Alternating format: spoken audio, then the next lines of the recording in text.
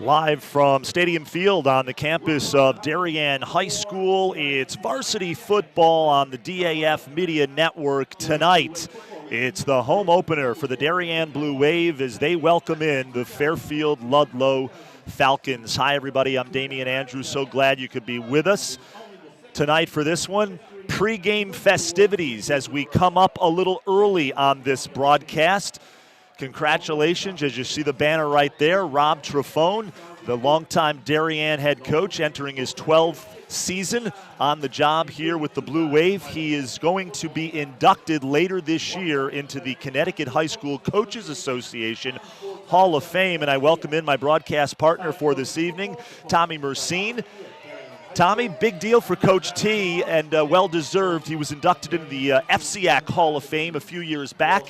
What he did at Brian McMahon, a couple of FCIAC championships and a state championship, and now what he's done here at Darien, I think that that definitely deserves going into the Connecticut High School Connecticut High School Coaches Association Hall of Fame.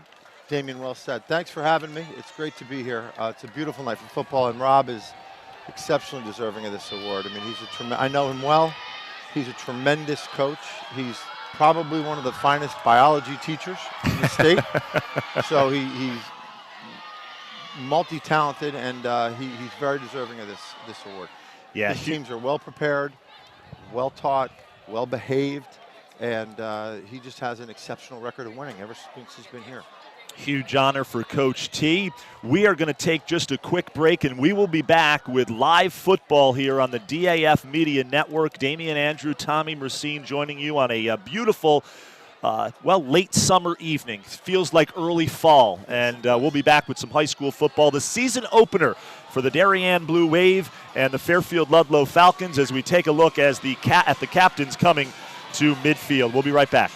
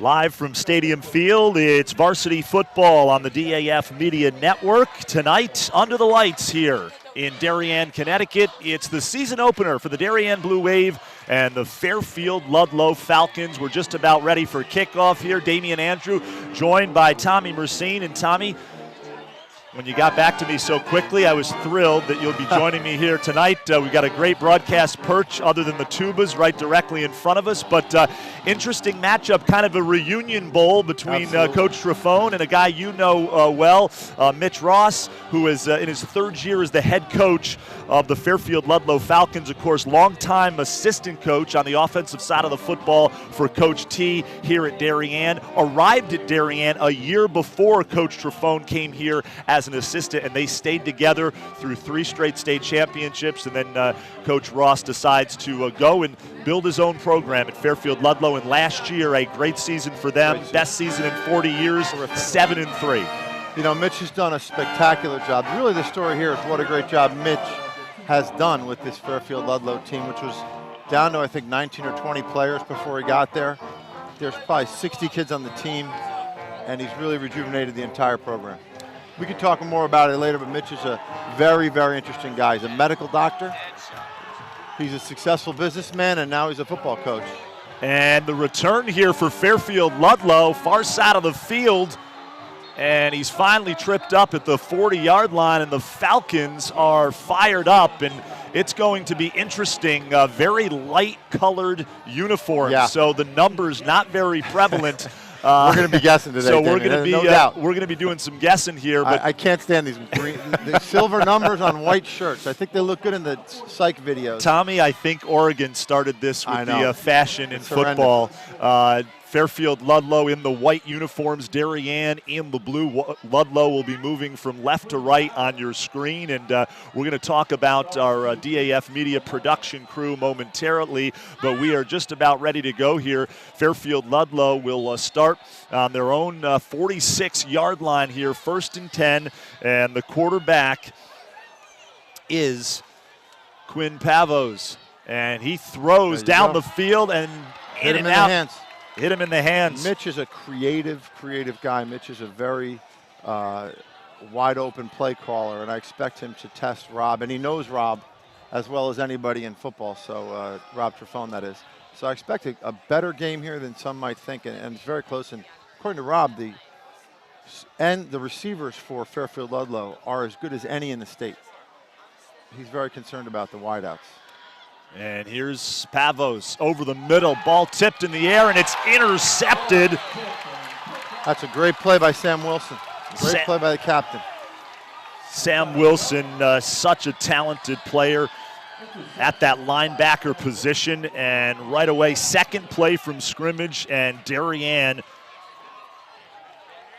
forces a turnover. It was holding on Ludlowe, but that won't matter. It'll be Darien football at looks like about the 45-yard line. And this will be our first look at Peter Graham, who's a younger brother of Timmy Graham, as you know. A great player who had a great week last week for Dickinson College. Dickinson, transferred to Dickinson from Bryant and doing well down there in Pennsylvania. And Timmy Graham, of course, is the older brother of this year's QB1 for Darien, Peter Graham. He's waited his turn, was the backup behind Cooper Hancock a year ago, and now it's his offense to run, number 11. And ball is at the 49. So Darien, good field position for their first offensive set. And the handoff to Kirby. And we will hear his name called quite a bit. Will Kirby, the senior. I remember him when he played as a sophomore at Stamford. Darien went to Stamford under the lights there at beautiful Boyle Stadium. And Kirby said, hey, I'm a sophomore and I'm going to show you what I can do. And now he's a senior. Had a chance to talk to his father, Drew, before this game. He's all fired up for his son's season opener and for the season. And Coach Ross says he expects to see a lot of Will Kirby tonight. Mitch knows Will Kirby well. He shared time last year, and this year he should definitely be the featured back on the offense. And the pass is complete at the 45-yard line as Sean Gifford hauls it in. And that'll bring up third down for Darien. Well, Tommy, a little bit of a breeze, but otherwise perfect football weather here. A perfect night for football, no doubt about it. We're just underway here from Stadium Field on the campus of Darien High School. Great crowd. The band is out, the student section. And Ludlowe has brought a pretty good cheering contingent. Here's Graham out of the gun. Puts it up. Oh, that's going to be a flag. And that's going to be a flag. Yep. Tripped a little too close on the coverage, tripped up the receiver, and Darien's going to have a first down.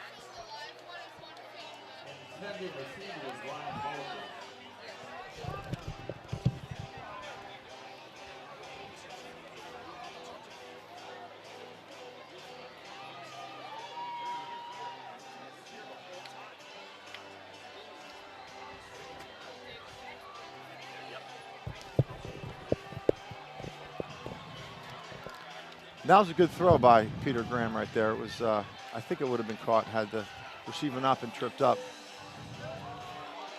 So it'll be a penalty here on Fairfield Ludlowe.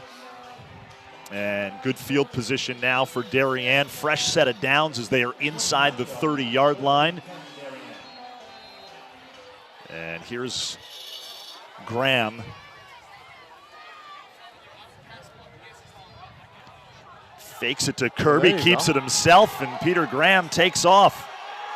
And Peter Graham inside the 5-yard line. Didn't expect to see that. We hear so much about his arm, and of course his brother had a terrific arm, but Peter Graham showing off the wheels there as he takes it inside the 5-yard line. And Darien knocking on the door here with under 10 minutes remaining in the first quarter.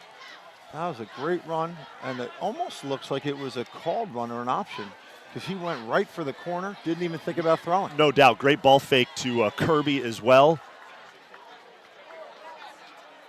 He held it in his gut just long enough. Sucked down the defensive end and gave nothing but green field to Peter Graham. It was nice to see that Peter Graham. And the handoff to Connor O'Malley, and he takes it in for a Darien touchdown. O'Malley. I was going to say, it's nice to see that Peter Graham inherited his speed from his mom. You know, Susan is a good athlete. And Peter's dad, Peter, had a great arm as he played quarterback for Notre Dame, but I don't think he's ever known for his long runs. A terrific high school quarterback in New Jersey. As we take another look, Tommy, and our instant replay. Great job by our crew. That's cuts solid back. Execution. And let's give credit to that offensive line of Darien. Alec Washeka. Mark Trifone, of course, the center, the coach's son. Graydon Overbeck, Luke Sini, and Sidney Weibel up front, getting it done for the Blue Wave. And this is an exciting line. This line is better than last year's line, I believe. Big line. Big kids. Some big guys up front. And Darien is on the scoreboard first as they strike on their first possession of the game. Certainly a good start. 7-0 for the Blue Wave.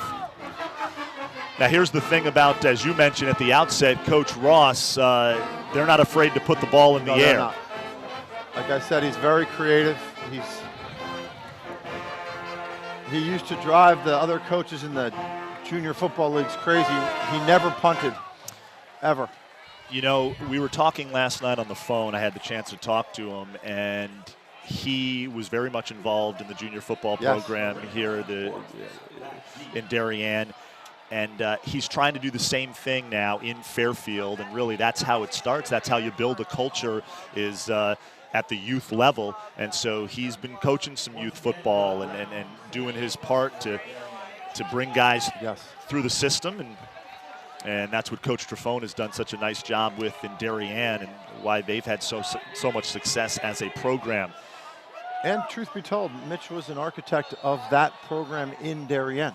Mitch was on the board of the Darien Junior Football League with me for many years, and he's a vocal advocate for getting as many kids into the game as possible, keeping it safe and encouraging broad participation, which I think is the key to a good football program in the high school level.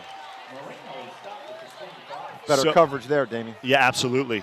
So Fairfield Ludlowe now will take over on offense, and looking at our monitor here, you can see the numbers a little bit better. A bunch of numberless kids are about to try to run an offense, so we'll do the best we can. The quarterback, of course, is Quinn Pavos, and he's a first-year starter, just like Peter Graham. And again, these receivers on the edge, we should watch for them because they are they're the scariest part of this offense. And Pavos trying to make something out of nothing, and he does just that. I think he's got the first down. Nice run by the senior quarterback. But again, a lot of that scheme, what you'll see from Mitch is very good at spreading out the defense, creating lanes, and creating opportunities for his kids to be successful. I really would say these are probably two of the most cerebral high school coaches you're going to find on a field, especially Mitch being an accomplished medical doctor. There's Pavos over the middle, nearly picked off again. And it'll bring up 2nd and 10 for Fairfield Ludlowe.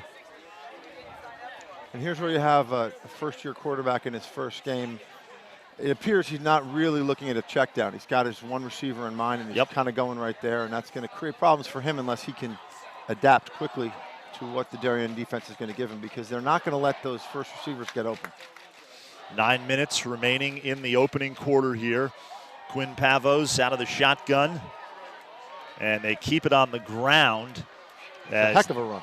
That is James Bork, the senior running back, and he picks up another Fairfield Ludlowe first down. So the Falcons moving the chains here. Terrific run by James Bork here, right? And again, you've got, Darien is thinking pass first. So they're going to create some lanes for these running backs to get some positive yardage. If just one guy misses it on that play, it looked like the defensive end spun out and kind of missed an opportunity to make a tackle in the backfield. And we've got a whistle here as the officials, there's going to false start on Fairfield Ludlowe, so movement by the Falcons, and that will set them back. And certainly when you've got momentum and you've been able to string some plays together, you can ill afford those kind of penalties. But this is what you're going to see in a building program. You're going to see a tipped ball and an interception. You're going to see a false start. But all in all, they've got a lot of good yardage here in the first quarter. There's Pavos rolling to his left, throws far sideline, incomplete. And that was probably a ball that should have been kept and run with. On the far side of the field. That'll bring up 2nd and 15. Just a beautiful night. The lights are on here at Stadium Field on the Darien High School campus. A great crowd. Season opener for the Blue Wave and the Fairfield Ludlowe Falcons. And here we go, 2nd and 15. Pavos. And a little trickeration there. The draw moving to his left, gives it to Bork. And that was a nice stop by Will Borthwell. Nice stop. Bothwell, of course, one of the captains of this Darien team, along with John Henry Slaneski, Will Kirby, and Sam Wilson. Of course, we've already called Wilson and Kirby's names tonight. And those 4 guys, great character guys, terrific players. And as they were clear to point out, they're not the only leaders on this team. This senior class has a lot of really high caliber kids in it.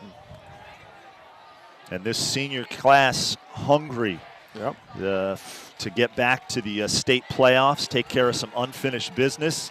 And here's Pavos flushed out of the pocket. He's on the moves, throws on the far sideline. It's incomplete.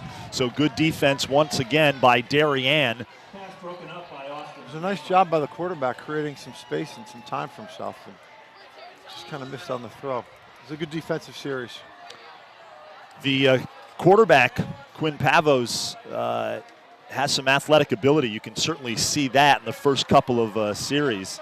And 4th and 15, 7-0 Darien.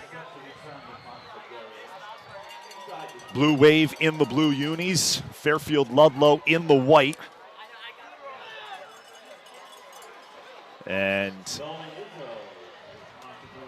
we're getting our first punt of the evening, Damien. Let's see what happens.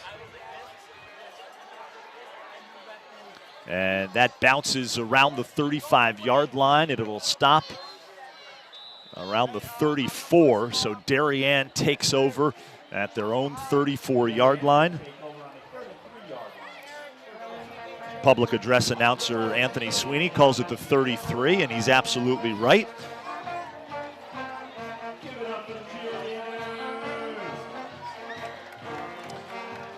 That noise you hear in front of us is the Darien Pep Band. They are always here at the home games and provide a little atmosphere. We've got a couple of shiny tubas right in front of us. We certainly do. And here's Peter Graham. Empty backfield.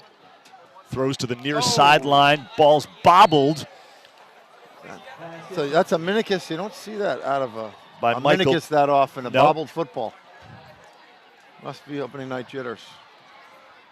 He is the third son in a long line of minicuses here at Darien High School. The minicuses are like kind of dandelions on the sidewalk. One popping up every year to be all state or all county and something.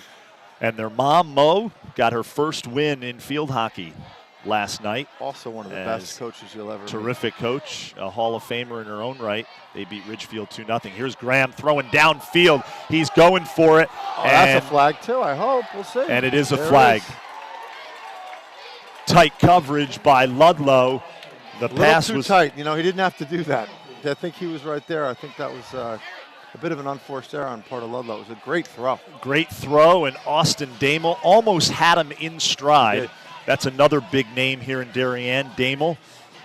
Yep, he has been offered a couple of different Ivy League schools. I know he's Brown. I think a 4.2 student. It's unbelievable, GPA, right? And a terrific Here we take another look at that. Yep. Yeah, that's just the kid who's afraid of getting beat. And so the pass interference on Fairfield Ludlowe. But you know, in high school and college, capping the pass interference at 15 yards. Sometimes that's the best play you can make. Not a bad, like you said. Yep, absolutely. Well said. 15 yards is a lot better than 50. Here's Graham. Quick pass to Minikis, broken up. Good defense. Double team there was Michael Minikis on the near side of the field. He jumped all over that. That was a nice defensive play. You know, I think they're going to settle. They should settle down and work the ball to the running back a little more.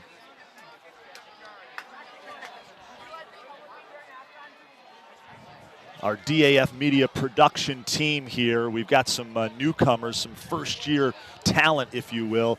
Davis Depp, Braden Schenk, and directing is Thomas Kiernan. And the swing pass to Kirby, far side of the field, across the 50 to the 40-yard line before he's knocked out of bounds. So a nice pickup there for Will Kirby. The quick pass from Graham. And Peter Graham looks very comfortable here in the early going. His poise all preseason has been very, very good. You never know. He's a first-year starter. He plays like he's been out there for a number of years. Well, let's face it, he's been in uniform since his sophomore year, was thrown into a tough spot in the Turkey Bowl 2 years ago, and has seen some action here last year as well. It was the backup to Cooper Hancock, who is down at Sewanee, the University of the South now, playing quarterback down there in Tennessee.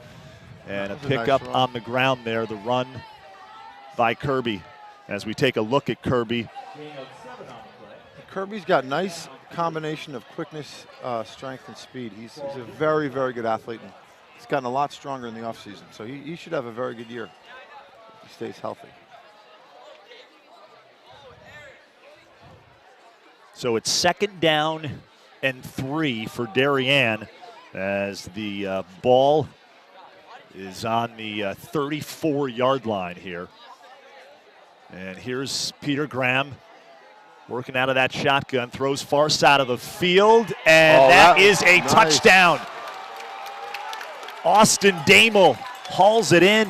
He found a 5th gear there because that ball was thrown up and Damel really ran under it. Hold everything. They are marking him down at around the 1-yard line. Great catch in stride. Great acceleration, and that looks like a touchdown. It looked like a touchdown, but they are marking the ball at the 1-yard line. And Damel had thrown his hands up in the air, and now you know why after you look at that replay. It certainly looked like a touchdown, but perhaps he stepped on the line. The official was right there. Yep. So I hope he made the right call. Needless to say, 1st down here for Darien. Same calls last time. And that's O'Malley, and he has his 2nd touchdown of the evening. So Connor O'Malley having a big night so far. His 2nd score on the ground, and it's 13-0 Darien pending the, we'll see if they can convert the point after here.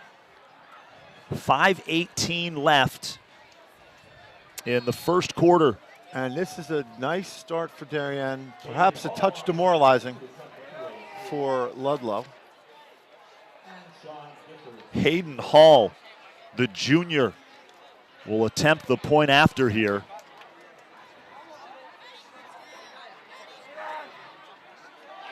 Okay. Connor O'Malley, the touchdown. As you just saw it there from our graphics coordinator, Danny Owenati, doing a nice job. And Darien, as the band plays on, up 14-0 here. The lights are on, a beautiful night in Darien, Connecticut. Damian Andrew alongside Tommy Mersine. And our DAF Media production crew includes Peter McLean, Thomas Kiernan, TK, Danny Owenati, Davis Depp, and Braden Schenk. And I think if you're Rob Trifone, you're pretty happy with the way the 1st quarter is unfolding. A couple of unforced errors by Ludlowe, and Darien certainly the kind of a team that has the depth and the experience to take advantage of a mistake. One thing we didn't talk about in the early going here, the new 40-second play clock in high school football. Not 25 seconds anymore, 40-second play clock. And a squib kick down the field. That's going to roll into the end zone.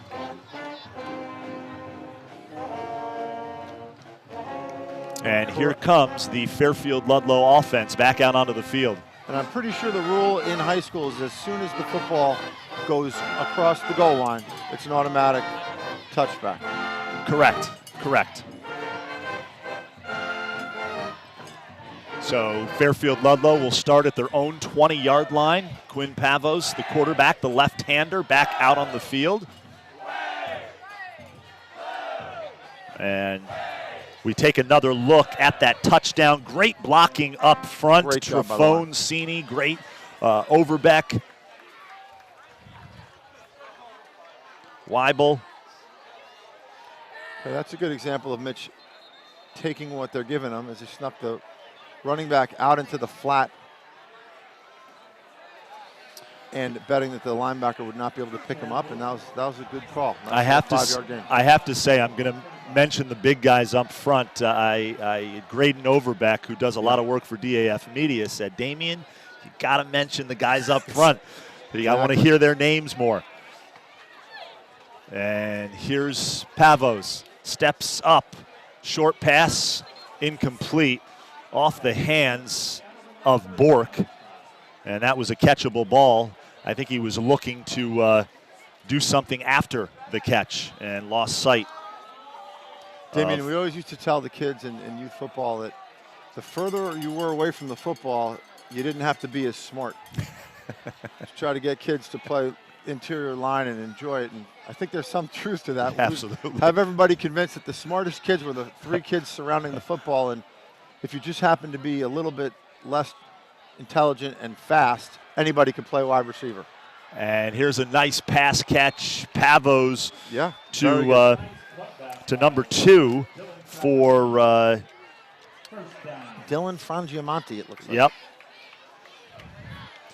And next time, Tommy, we need our we need a light. We need a light. As it is Dylan Frangiamonte, the senior. So the ball's on the 37-yard line of Fairfield Ludlowe as they try to get it going here. 4:27 left in the opening quarter. It's been all Darien thus far, but Fairfield's offense has shown. Oh, see now again, that pass is caught. That's a great pass, and Pass was right on the money. Little mistakes. We're going to take another look. That pass was right on the money. The kid was open.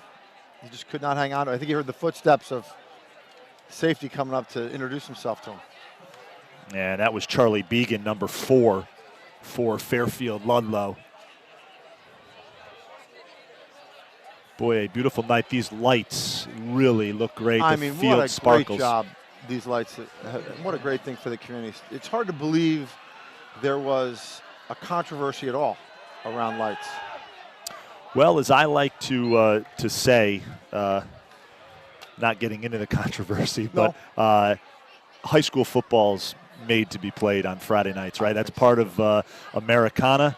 NFL Sundays, college football Saturdays. Of course, now with TV, you have, remember the MAC used to play their games on Monday or Tuesday night on ESPN just so they could get some exposure. Someone to watch, and exactly. It's helped. It hasn't, with all these towns being able to stream these games on the internet, it really makes a great opportunity for these kids to get seen and for people to watch when they're not there. A lot of parental angst can get solved by being able to watch your son or daughter play a sport on the internet. And we've got a flag. It looks like got to delay a game on Fairfield Ludlow. So, Jamie, in the 40 seconds, that's whistle to snap, like in the Yes. post? So Yes. Whistle to snap, 40 seconds. Yes. It's a good rule. Instead of the 25-second. From the placement and the wind Yep. every time.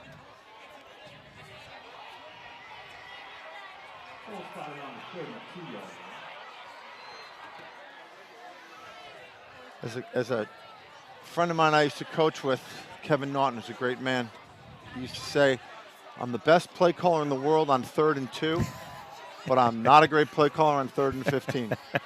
He would always tell the team, guys, I'm not a good play caller on 3rd and 15. Just don't put me in that position. And Bork incomplete. I love that. That's great. And so it'll be a punting situation here for Fairfield Ludlowe as their special teams unit comes onto the field. And again, Fairfield's getting positive yardage on their plays that they're able to execute. It's just the mistakes that are preventing them from putting together a sustained drive. Right. Right, and we saw it with that penalty. Yep. I believe it was it was offsides, and they had a nice little drive going, and that backed them up. And then again, that 3rd and 15 is a tough down and distance Yep. to call a play for. Yep.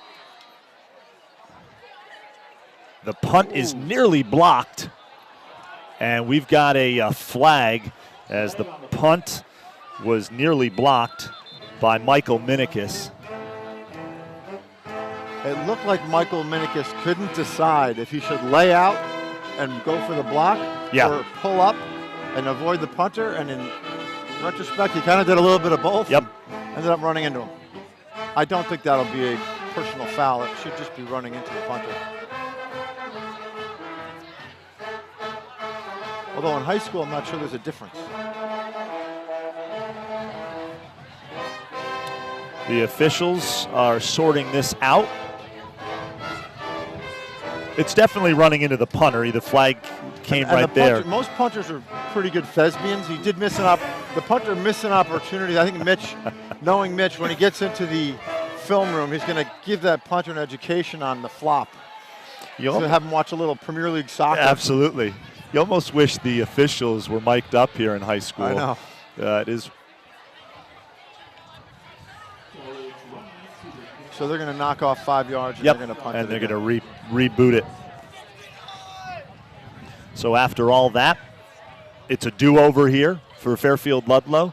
They'll get backed up 5 yards. Or I'm sorry, they'll get 5 yards, and then they'll punt it away.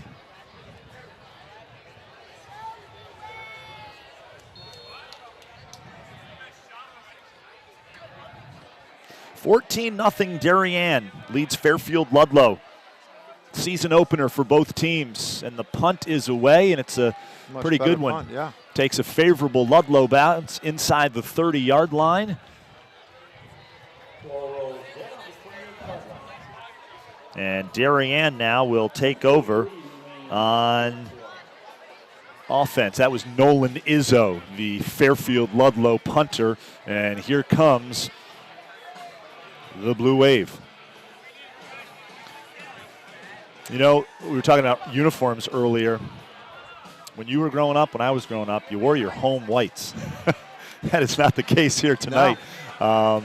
As Darien has their blue jerseys on, but so many teams now, even at the high school level, have like 3 different jerseys. I know, multiple. So here's Graham. He throws, and it's nearly picked off, and it's caught at the 40-yard line, or is it? It looks like he's going to give him the catch, and yes. That is just a good break. That was a great defensive play. Thrown into coverage. Exactly. And then Jackson Peters, the really terrific lacrosse player, exactly. He makes a great catch. And he's going to Annapolis? Yes. I think he's going to Navy to play. Yep. Lacrosse. As usual, Darien football is about 9 all-state lacrosse players and 4 or 5 big Well, you know, kids. it's funny. In talking to Coach Ross last night, as we've got a flag on the play, this will go against Darien. It'll back them up after that nice catch by Peters. It's going to be a hold, like you said, Tommy, on the Blue Wave. But, you know, it's funny. When Coach Ross, he told me the first thing he wanted to do, obviously you've got to change the culture there, and he said, I just wanted to recruit athletes. Sure. He goes, now in year 3, he goes, I've got about 100 guys, but 50 of them are receivers, and I need some big guys up front on the lines. That's the perennial problem of coaching in Fairfield County. If you don't get lucky with 2 or 3 of those big kids, you're going to have... Here's Graham, throws into coverage. Yep, he was well covered. He was well covered. And I believe that was again intended for Peters. Yes. And Moreno, Carlos Moreno, number 1 for Fairfield Ludlow with the nice defensive effort. Boy, I tell you, you can tell. It's 14-0 Darien, 3:23 left in the first quarter, but you can tell the Ross regime has taken over here at Fairfield Ludlow. Like I said before, this is 2 or 3 mistakes away from being a much, much closer game. And it is closer than the score appears. Nice run by Kirby, but this is going to come back as a flag holding on Darien. So that'll back up the Blue Wave. Darien shooting themselves in the foot. Everybody's kind of getting the kinks out here in the first game of the season. Yep. Darien scrimmaged Fairfield Prep last week, and of course Prep always a program that seems to be there is when you talk about state play, and from what I've been told, it was a good scrimmage for Darien. Very good scrimmage for Darien. Darien came in, I think, not ranked in the top 10 in the state, which I know Rob might have been a little upset, but comfortable rather than coming from behind than being the number 1. And Fairfield Prep, I think, was in the top 5, and Darien kind of handled them. So it was an auspicious start and a nice confidence builder for this team, and especially with the Peter Graham being behind the offense for the first time. And we've got a whistle again here. Seems like the refs have missed the game as well. They're kind of trying to make up for lost time.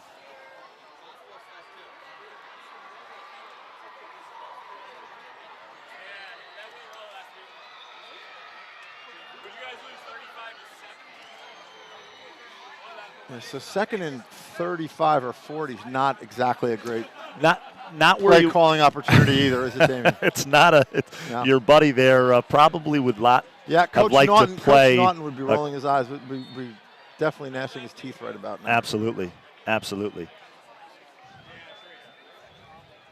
I've got to give a shout out to the freshman team who beat Fairfield this week on Thursday, and that was a group of kids who, under my tutelage, successfully won about 0 games in youth football, but were always very talented, and they came together and they won 28-14 their first game and got a bunch of great kids. Kudos to them. There's Kirby up the middle. His legs, he does exactly what you teach a running back, right? He's a big bruising back with some lateral quickness too, but he just keeps those legs moving. Chop, up and down, up and down. Keep churning. Yep. We're giving shout-outs. I want to give a shout-out to a injured Darien player who just had surgery on his arm. He's watching the live stream. Cole Murphy, who also does a lot of work for DAF Media. Great kid, Cole. If you're still watching, listening, get better. And right now, his teammates doing a nice job here, up 14-0. Damien, since we're being so magnanimous, I'll give you a shout out too. This is DAF Media Group is a great opportunity for these high school kids. And pass down the field as it's caught by Peters at around the 44-yard line. So a big play deep in their own end. And that is going to be hurt. That leaves a mark on a defense. Great job by our ISO camera there, Davis Depp. First time these two guys, two rookies, Braden and Davis, doing a tremendous job on camera. He's done a nice job of recruiting. Well, you got a good crop of freshmen here in the DAF. As I said, there's a Mercine that's going to be joining the DAF media ranks. But thank you, and I just want to give a shout out to everybody at the Darien Athletic Foundation and the Darien Foundation. This has now become a joint venture. It started out as a Darien Athletic Foundation venture. It is now a joint venture between the two great nonprofit organizations in Darien who do so much. I can't thank them enough personally.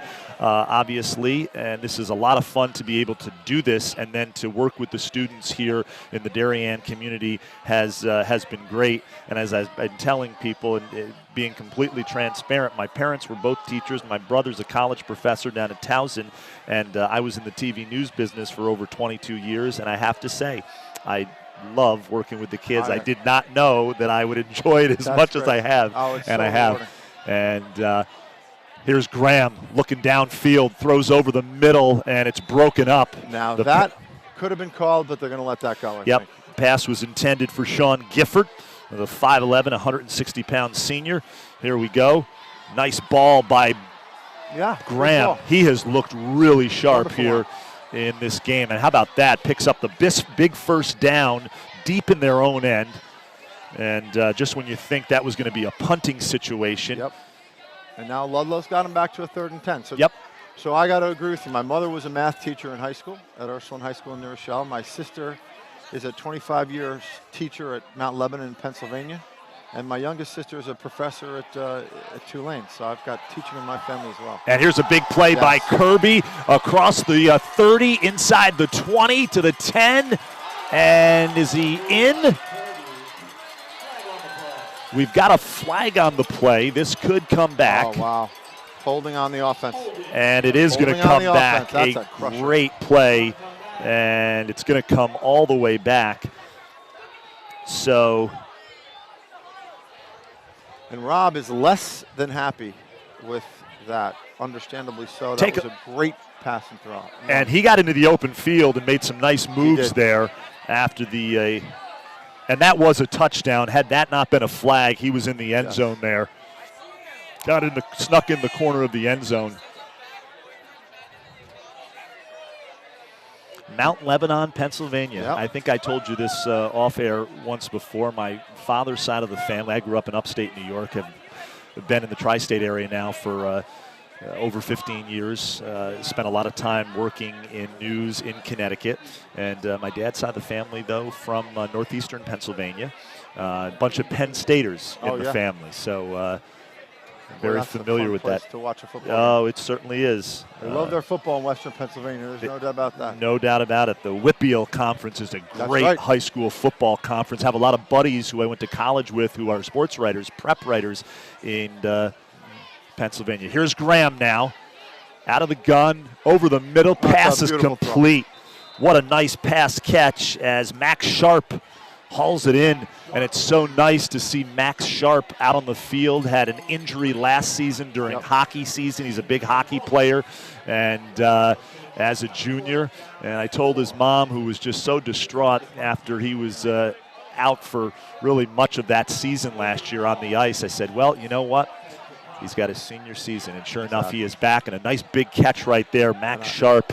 A play like that in your first game of senior makes a lot of that injury pain go away. No question, and that'll do it for the first quarter as it's 14-0 Darien. We will take a quick break, and when we come back, we'll have more live varsity high school football action on the DAF Media Network.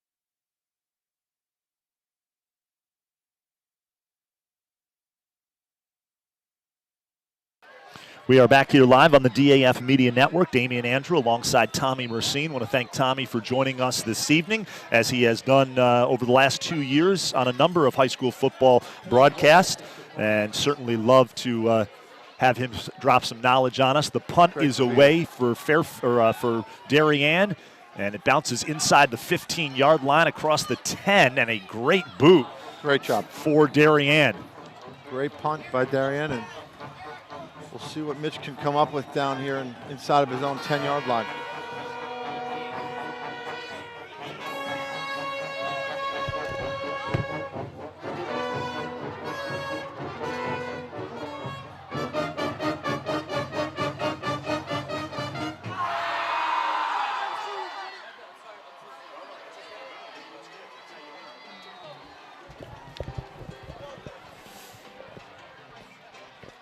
So Fairfield Ludlowe takes over deep in its own end here.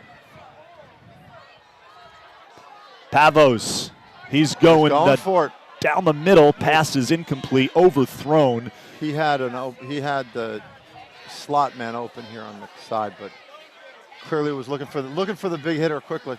It was intended for Bork. Great shot earlier by our camera 2 operator, Davis Depp, of that full moon. It is and beautiful. It's beautiful. Rising over the field, magnificent. Looks fake. It does. It does. Looks like it's painted. Looks like it's painted on a canvas. It does. There's Pavos checking his wristband for the play. 3 receivers split out to the left. And they're going empty. It's a gutsy move down and here. And he calls his own number up the middle. Okay. So that was smart. Yep. Spread them out. Yep. Send your back out into motion, and then hope for a lane for an athletic quarterback. Take another look. He said Pavo's athletic guy. Obviously, it's his first year starting as quarterback, a senior. But he's been with the program, and it's his time to take the reins of this offense. And again, 3 years in, it's hard. It's easier to figure out who should be where. In your first year, it's just hard to put kids in the right places, hard to get things going. And he inherited a very broken program, so he's done a really great job. There's Pavos. We've got a flag on the field, and he is tackled on the near sideline. Would have been a first down. We'll see what the call is. At about the 20-yard line. You got to figure this will be against Fairfield Ludlowe. Looks like a hold. Yep. So this one will come back. And a nice pickup on that play, too. Unfortunate for Fairfield Ludlowe.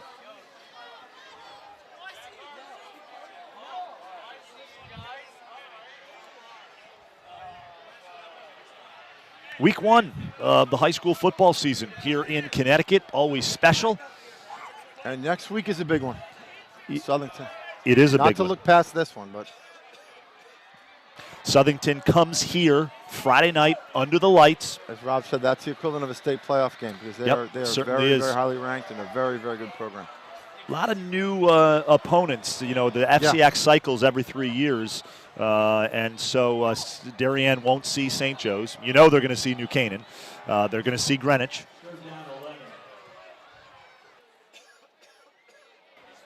St. Joe's apparently, and that is a that's going to be a safety. The turf monster looked like it caused the sack.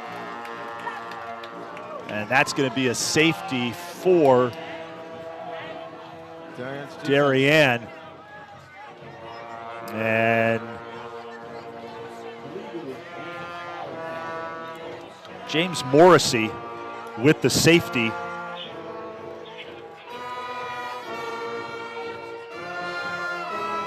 See if we can take another look at that, Thomas Kiernan, if possible. Thomas Kiernan is our director, and we are going to take a look at that. How about that? You ask and you shall receive. There he is, coming right up the middle, Morrissey, and he got a little help from the turf. You're right. You're right. I think the letter A is the W. The W is a little higher than the rest of the thing. I think the W caught him. The W caught him. I think so. So Pavos gets tripped up, but I'll tell you what, Morrissey, let's face it, was in hot pursuit there. He was able to come right up through the middle. He was running for his life. That's no doubt. No doubt. The W would not have been able to make the tackle were the quarterback not running for his life. No question about that. So 2 points for Darien. It's 16-0 now, and Fairfield Ludlowe will kick it off to the Blue Wave, and there's a chance they could get some good field position. So O'Malley and Minikis back to receive for Darien.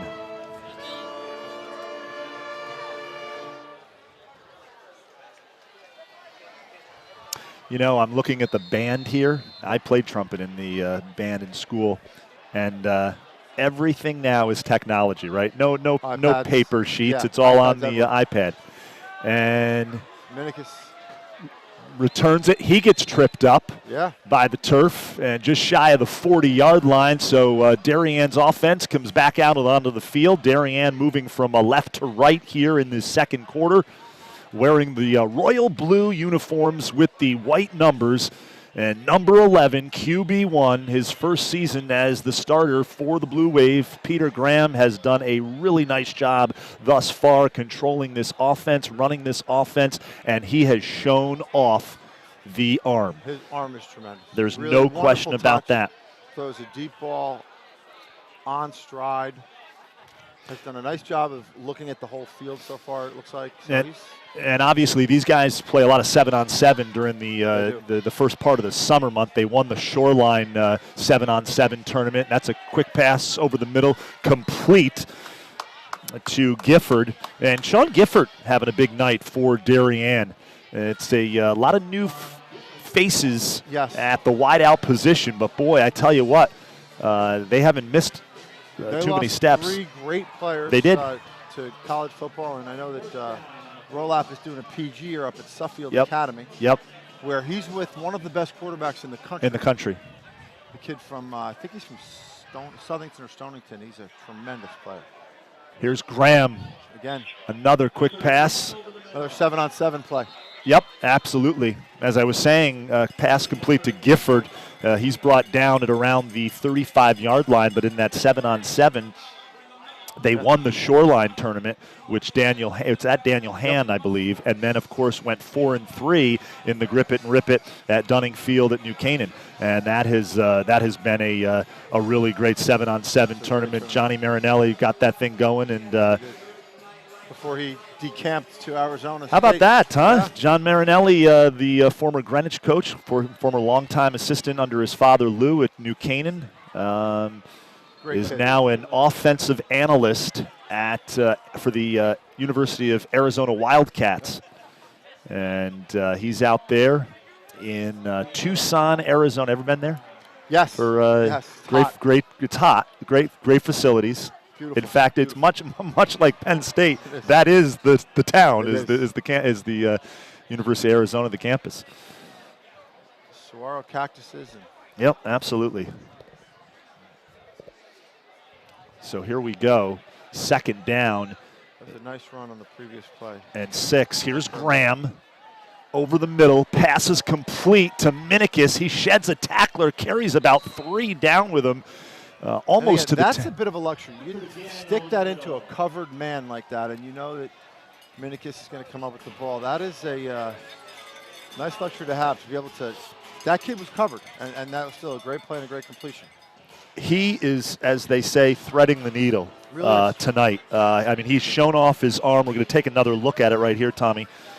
Great camera work again. And that looks like a check down, too. That was not the primary receiver. And put it right where it needed to be.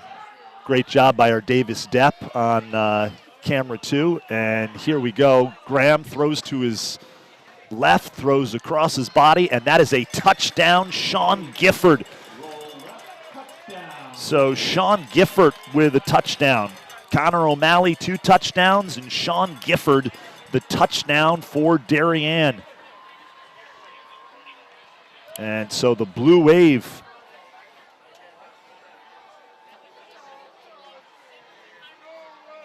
Peter Graham will be glad to have one. He can text his brother and tell him he threw a touchdown pass tonight.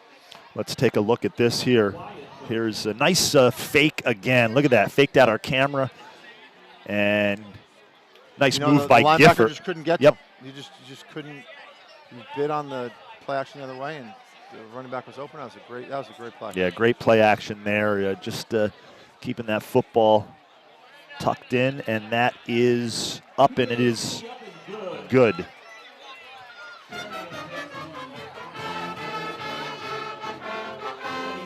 So with 8:20 remaining in the first half, it's 23-0. Darien as the Blue Wave in command here against Fairfield Ludlowe, the season opener, high school football here in Southwest Connecticut.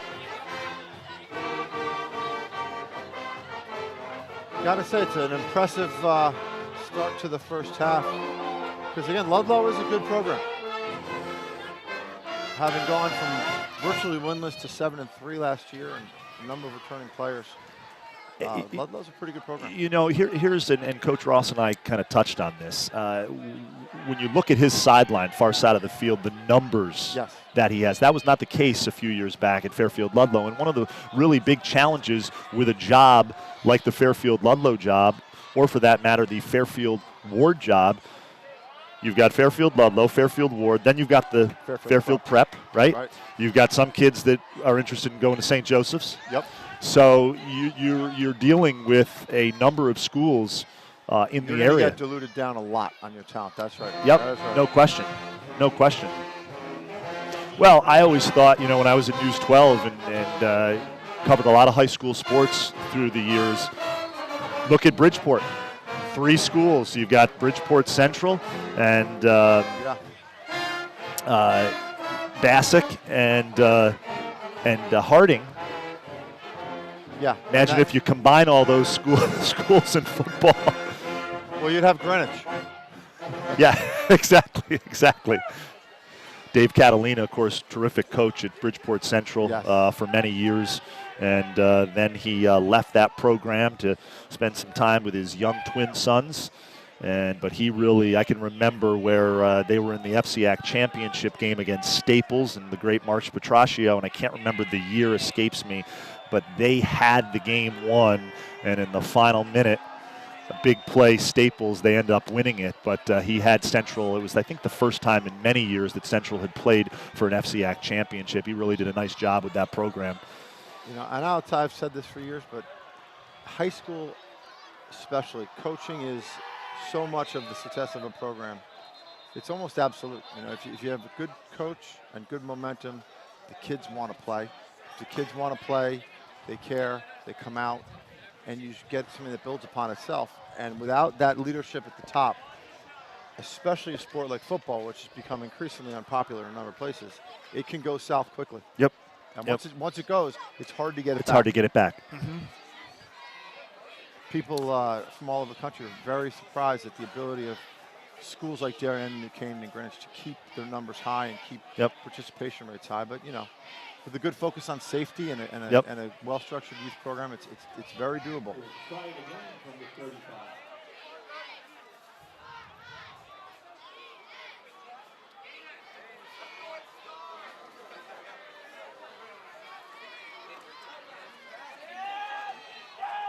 23-20, 8:19 remaining in the first half. And if it feels like it's been a long first half, we've had a lot of pass plays. And a lot of flags. And a lot of flags. You're absolutely right. Yeah, it has been a flag-riddled first half.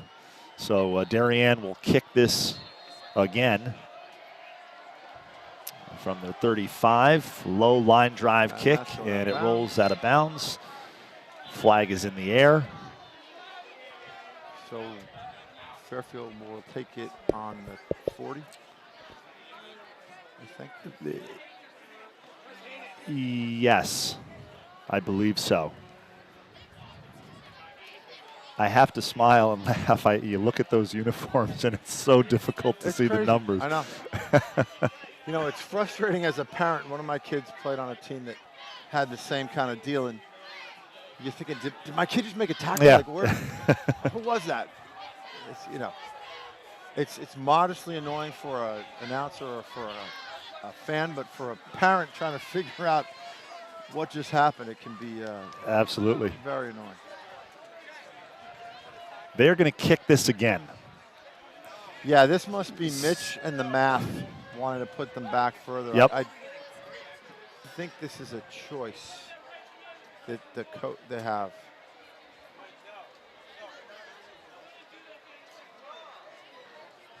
And they'll back this.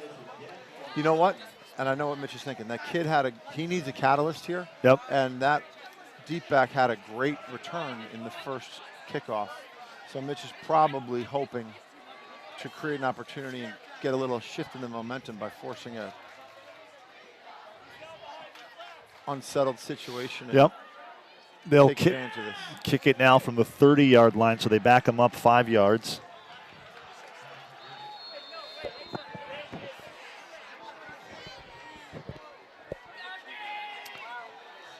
And it's scooped up. He was on his knee, unfortunately.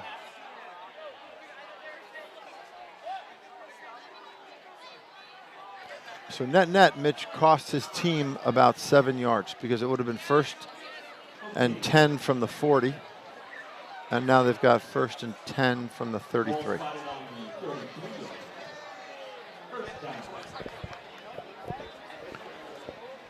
Fairfield Ludlowe will take over 1st and 10. And the ball, as you mentioned, is at the 33-yard line.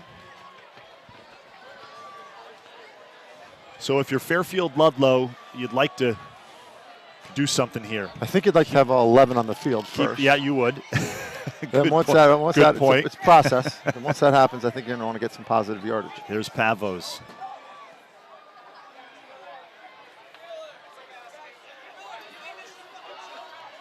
Pavos and 2 Darien defenders Well bring defended. him down. And again, it looks like Mitch wants to go with an empty backfield to try to create space and hope that the athletic quarterback can make something happen.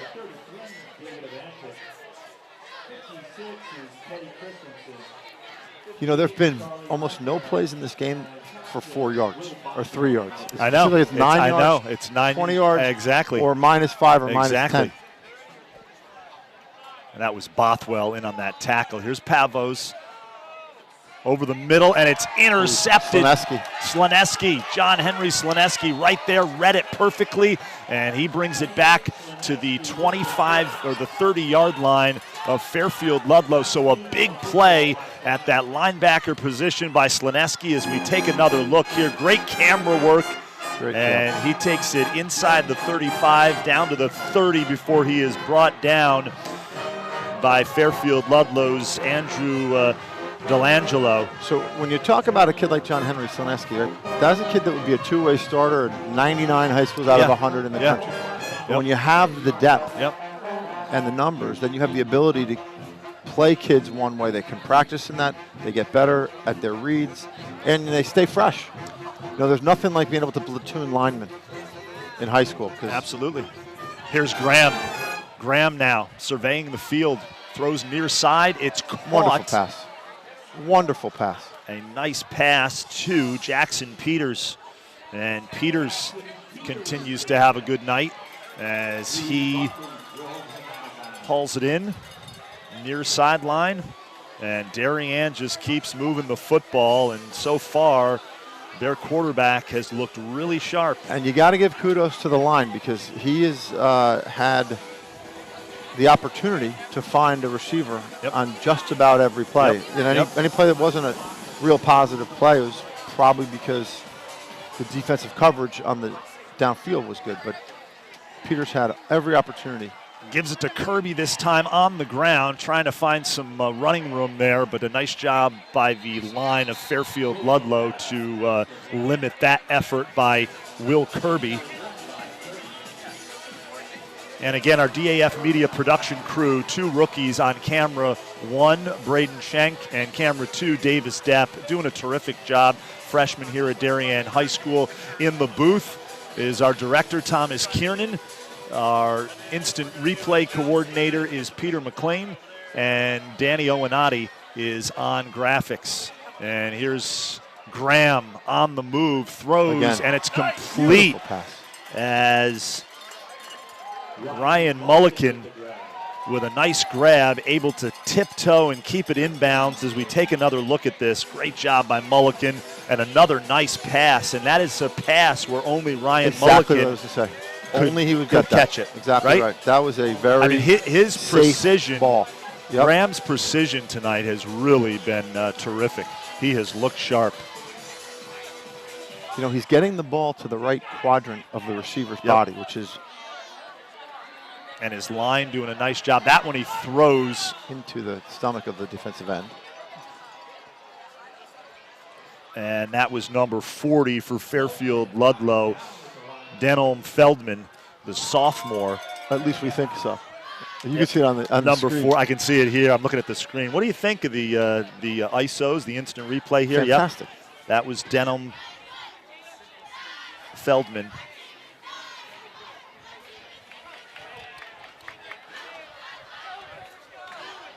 As Peter Graham, you can see him checking his wristband for the play, number 11.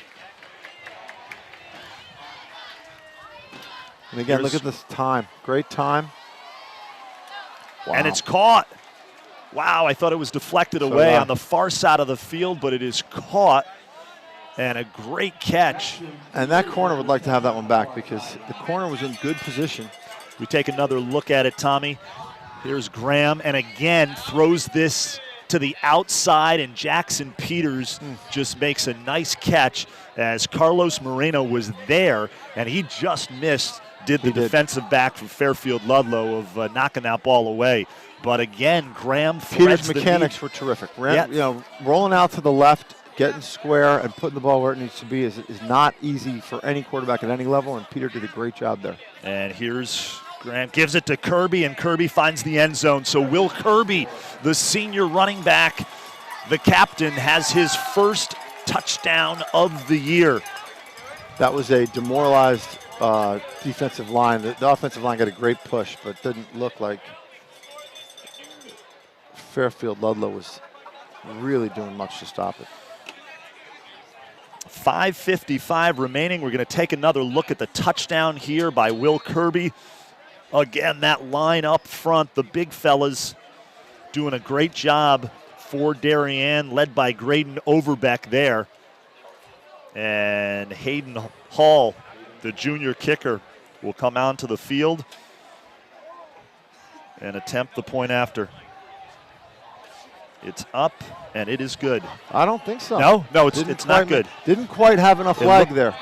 I'm looking at the monitor that instead looks of looking like, out on the field. That looks like one of my chip shots with my 60-degree wedge. You think it's going to trickle onto the green, and it rolls right back into the sand trap. Did not get out nearly as much as I would have liked to this summer, but when you have a 12-year-old son and 8-year-old twin boys, Daddy's busy. So my golf clubs were in mothballs for about 20 years. Yeah. It's a great sport. Wish I had started it even when I was younger. Love it, but it takes time, and we don't always have time. I had the good fortune to spend the day on a golf course today with the great Dan Hicks. I'll be darned. Announcer from NBC. Yeah. I was asking for married some to tips. Hannah Storm, another terrific announcer. One of the best ever. Yep. Real trailblazer. And Dan just kind of looked at me and smirked and said, "Good luck." He loves his golf. Does a great talk about voices. Has a very well-known voice. Jim Nance, of course, used to live here in southwestern Connecticut before he moved out to the Monterey Peninsula. And which, if I belonged to Cyprus, I would do the same thing. So this is what Mitch was looking for. This is the run back. This is a great play for them. Big run back for Fairfield Ludlowe as Bork has done a little bit of everything. Has worked out of the backfield, has caught passes out of the backfield, and then he returns a big kick right there as we're going to take another look here. And a big run back for James Bork, the senior. And how about that? Very athletic. A nice job by 65 tracking him down.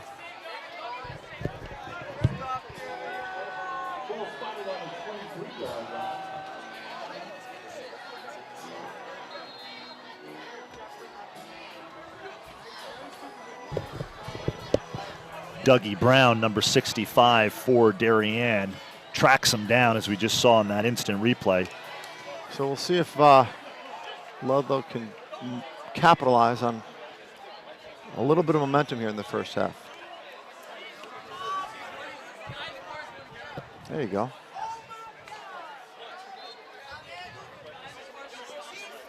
A great crowd here at Darien Stadium Field. And just a perfect night for football. Really, you're perfectly dressed with a nice little long sleeve sweater on. I have the short sleeve polo, but I'm going to be cold at the end of the game, but I'm not too bad right now. It's very refreshing, but it is a beautiful night here. So we've got a 2nd and 5 or 6, it looks like. 2nd and 5, call it. Inside the 20-yard line, so great field position here for Fairfield Ludlowe. Let's see what the offense can come up with. They swing it far side of the field. Pass is complete. Sheds one tackler. I believe that's Bork. Yep. Bork on the far side of the field. Nice pass. We've got a flag now after the play. A little extracurricular, perhaps. Yep.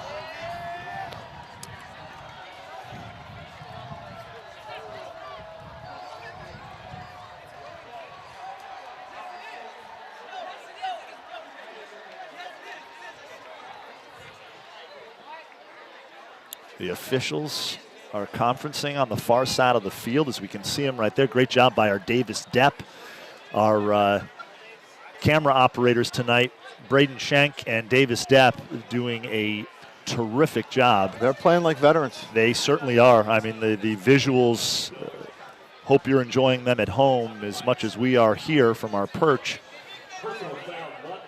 It's going to be a personal foul on Fairfield Ludlowe, so this will come back.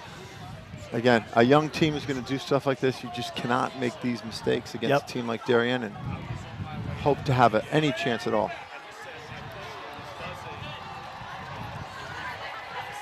Coach Ross just kind of shaking his head on the sideline. So this will back up the Falcons, and the ball will be spotted. Our Aiden Maniscalco in the crowd here tonight. Ball's inside the 35-yard line. Mark it on the 33. Second and 18 now for Fairfield Ludlowe. Pavos steps up, and he is brought down.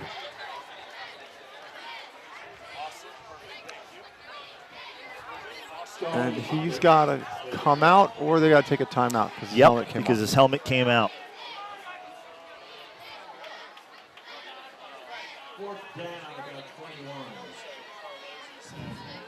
And let's see who comes out onto the field here.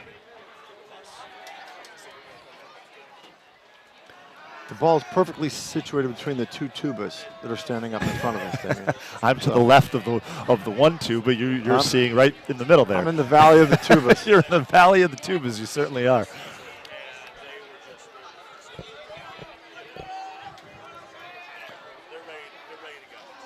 And the pass down the field. That was very close.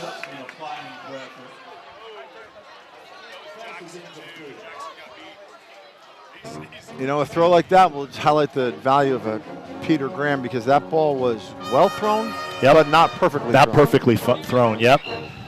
It clipped the extended arm of the intended receiver, but a little bit too much on it.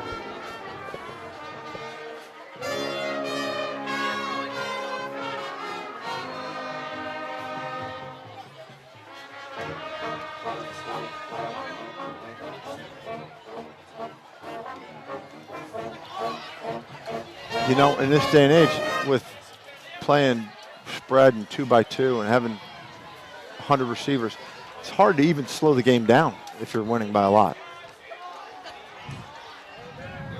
Will Kirby on the far side of the field. Yeah, nice run by Kirby.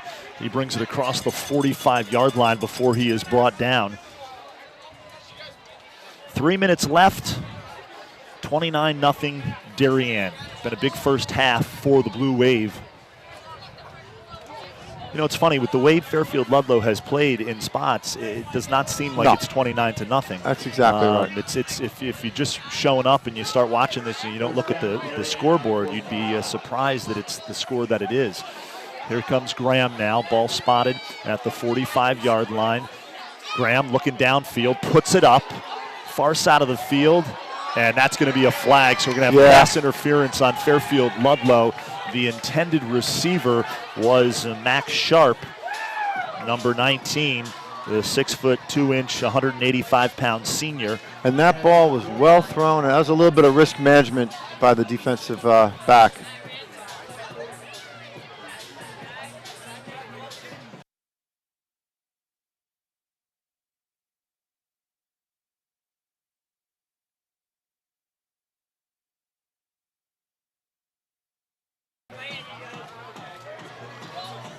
So again, the 15-yard penalty was probably preferable to what could have been another long play. Yep. No question that he held him. Yes. And the intended receiver was Sharp, so it's the ball is on the 45-yard line of Fairfield Ludlowe, and that is going to be an offsides call. You would think it was a quick flag right after the ball was snapped.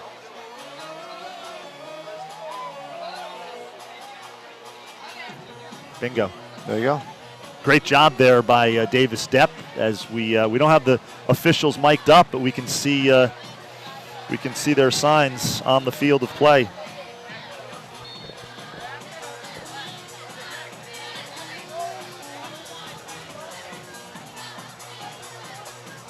So Rob's got to be happy with the first half of the opener for this season. No question. As the offenses look good, the defense has created some turnovers, and aside from the penalties and the special teams, I would say that Darien looks pretty sharp. Kirby, he gets maybe a yard before he is brought down. Is Darien just running some clock here as we're nearing the end of the first half. And that's something we have not seen a lot, consecutive running play. Like I said, it's, you know, with this offense, it's just hard to stop. And, you know, Peter Graham has a little bit of an edge because he wanted to be the starter last year. So he and Cooper played great, and it was the right move. But he's going to go downfield every time no matter what, as evidenced by that pass. So you're going to have to put him in a bottle or take him off the field to stop him from looking for the home run, you know, almost no matter what the score. It's his nature. It makes him a competitor, and he throws a fantastic deep ball. So. Intended receiver, yeah, he does. Intended receiver was Will Kirby out of the backfield there. But I can tell you, even last year in talking to Rob and the offensive coaches, they would try to get him to not throw. The guy was open, but can you throw it underneath once? Yeah. And he just has this, which is great, this desire to take what you're going to give him and not afraid to throw the deep ball. Yep. And he really got a lot of confidence back there. Little pump fake there. Well dumps defended. It over the middle. It was well defended by Ludlowe. So we'll get our second punt. Yep.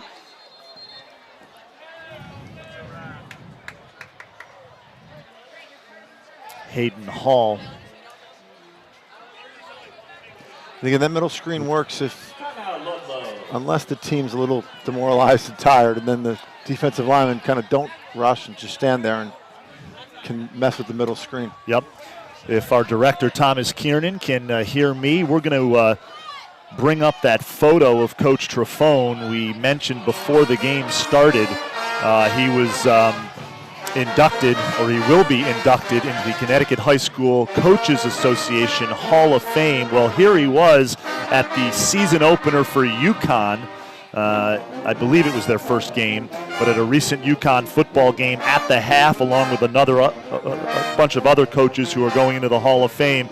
Coach T introduced, honored at halftime of that game, and I told him, I said, that much has been a thrill. You get that stadium, Rentschler Field there, all the people in the stands, and get to wave to them. And he said it was a great thrill, and he had a lot of opportunity to spend some time with Brian Keating, who I believe is going to join us at the half, a little halftime guest. BK will join us. We're back to live action now. Here is Hayden Hall back to punt. A high snap, but he gets the kick off, and a nice kick it does. And it bounces at the 20-yard line. Takes good move by Hayden. That was a great He's save. looked good tonight. We haven't mentioned him. He's looked sharp. You know, they lost Andrew Donovan, who is kicking at Columbia.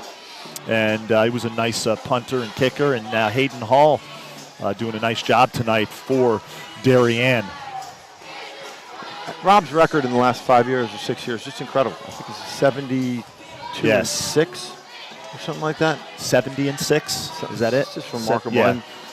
But for the shenanigans around the Turkey Bowl a couple of years ago, he would have had the longest winning streak in the country. Yeah, there's 70-6 the past 6 seasons. Yeah. And here's Bork, and it's intercepted by Darien. And a big play here. It's cut back in the end zone, and that is a touchdown for Sam Wilson. And a big play by the senior captain, the linebacker, Sam Wilson, the interception. As we take another look at this. There he is. We didn't see the pick, but we're going to see the 6. See why Sam Wilson was the running back last week when number 21 was out resting his legs. Sam Wilson, great job there. Sam Wilson, the touchdown, the captain, the senior, great kid. Had a chance to talk to him when he was listening to some hype music before the game. Had his headphones on, just stopped him and said hello. Big smile on his face, couldn't wait to get after it. And like you mentioned at the outset of this broadcast, captains are leaders, and Darien has 4 really great captains. Great kids. Here's Wilson. Sam's brother Jake is a freshman who's going to be a very, very good player in his own right. And the extra point is good, and it is 36-0 Darien. We will take a quick break. We'll be right back with more football here in this first half. 1:26 left, 36-0 Darien.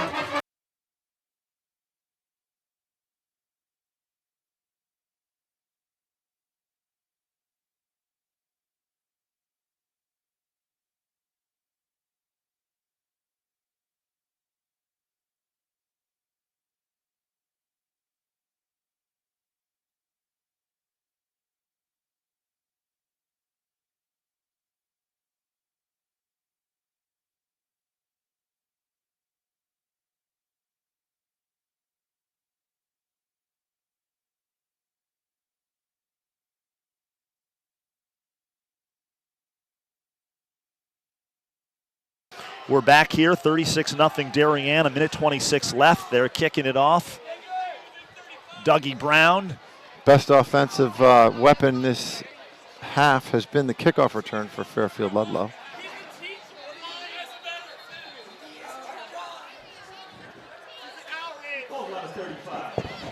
And this is not the way Mitch wanted to start, I know. No. Just having a team like Darien which can just capitalize on any mistake you make. Well, Mitch had the opportunity, and I was so thankful that he was able to do it, had the opportunity to have him on one of our lacrosse broadcasts in the spring when Darien was playing Fairfield Ludlowe. He jumped on, and it was an opportunity to, obviously he knows a lot of the Ludlowe lacrosse players, like in Darien, a lot of lacrosse players play football, and we talked about the schedule, and he rolled his eyes when he said, yeah, the schedule makers didn't do me any favors, do us any favors. Darien season opener, they're coming off back-to-back losses, one to Newtown in the state playoffs and to New Canaan for the second straight season in the Turkey Bowl, and now we got to play at their house week 1.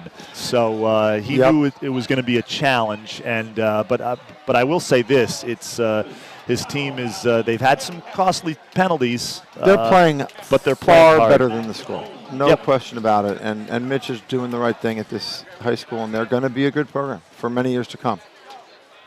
Well, and I guess you love to see the numbers. You just like to see a lot of kids on the sidelines. They were the surprise of the FCIAC last season, went 7-3. And no matter who you're playing, 7-3 is 7-3. So you make a good point about the 2 losses. Rob is, he forgets, he doesn't forget, and that will motivate him. And a nice play there. And like I said, these 4 captains are great leaders, so you know that the entire offseason they were working hard to avenge those 2 losses and not have. That has been an atypical ending, fortunately, for Rob and the kids here for the last couple of years, to lose both to New Canaan and in the States. Yep. And so they definitely feel like, despite what was an 8-2 record. 9-2. 9-2, that last year was a quote-unquote off year. Yep. Isn't that funny how that works? It's a high-class problem. I know.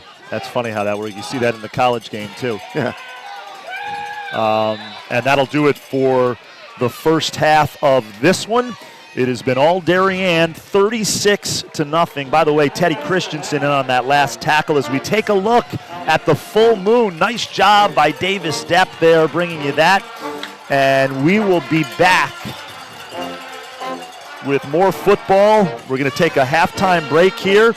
And obviously the fall season and year 3 of DAF Media is upon us.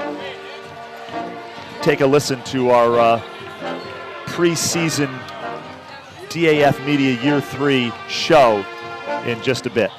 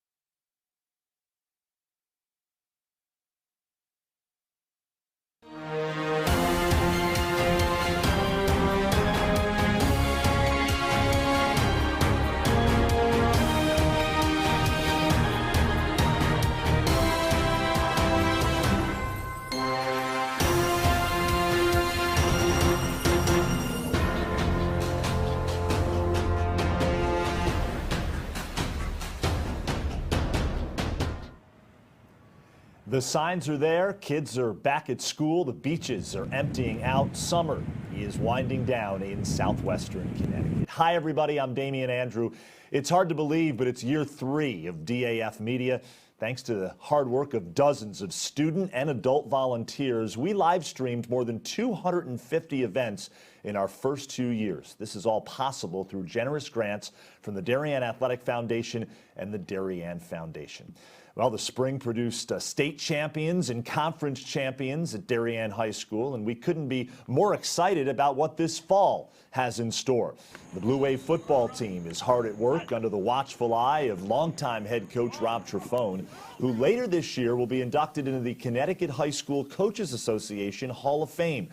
Now, Darien exited last season unfulfilled after dropping its final 2 games. And for the first time since 2014, the Wave didn't hoist a state championship plaque. But expectations are high this season. There's a new QB1, and the defense returns some big-time playmakers. DAF Media's Ted Brennan recently caught up with Coach Trifone to get his thoughts on the season and his Hall of Fame nod. Thank you, Damien. Coach, congrats on being elected into the Connecticut High School Coaches Association Hall of Fame. You were recently honored at halftime of a UConn football game. How special was that for you? Very special. Number one, I got an opportunity to see Brian Keating, BK, up there. And number two, look, Connecticut has had a plethora of tremendous coaches, and to be, honored in the same name as, many of those, was humbling. Coach, once again, congratulations. After winning 3 straight titles, you ended last season on a down note with 2 back-to-back losses. How much motivation does that provide for this season? How about all of it? All the motivation, because honestly, those players, were angry and it's still angry, that. And of course, little did we all know it, but it was the first time a program had lost 2 straight since 2007, I think it was. It was some ridiculous streak. So, and it was a game against Newtown that we felt we could have won, obviously, and didn't want to go home early. A number of new faces this season on both sides of the ball. How is this team coming together? Very good. Of course, we begin to get together or come together in the weight room. December through March, we've got 60 kids in the weight room, bonding and starting to learn how to be a team. And then there's passing leagues and passing tournaments, all throughout the off season. So that's really when they begin to bond, and now we walk into, the preseason and they're already pretty tight. You've coached your sons in the past. Your son Mark is a senior this year. What's that been like, coaching your kids? Well, you know what? It's a two-headed monster. So, on the one side, the good side, it's awesome. You get to spend time with your own sons, and, where many dads are either in the city or somewhere else and don't see their son or daughter, for that matter, until 7 or 8 o'clock. The other side is he's your son. So I'm always harder on him than anyone else. I get reminded of that often by my wife. But because I, expect a lot out of him, and I know that, if he walks or shows up late, that it's a bad reflection on everything. So I think he knows I'm a little harder on him than I should be. Coach, good luck on the season. Thank you for taking the time to interview with us. Damien, back to you in the booth. Head coach Mo Minikis has built the Blue Wave field hockey program into one of the state's best. Darien has won 8 of the last 11 FCIAC championships, and while there's been no outright state title since 2013, there's always a reason for optimism. The history of the Darien High School girls volleyball program is written on the walls inside main gym. Banners display conference championships and state championships. Head coach Lori LaRusso and a stream of talented players are the architects behind this perennial power. The Wave hasn't won an FCIAC title since 2014, but it's a new season with high expectations. Now, while the Blue Wave boys soccer team missed out on the conference playoffs again last season, there was a marked improvement from the year before. While Darien lost a number of players to graduation, there's plenty of talent back this season, including all-conference center back Charlie Sears. The Blue Wave girls soccer program has never won a conference or state championship, although Darien's had plenty of success in recent years. There was a run to the state semifinals 2 years ago. Head coach Lee Parsons is back as head coach, and the Blue Wave figure to once again be a contender in the FCIAC. The Darien boys and girls cross-country teams have enjoyed plenty of success through the years. They'll have their sights set on the FCIAC championship meet at Waveney Park and the state meet.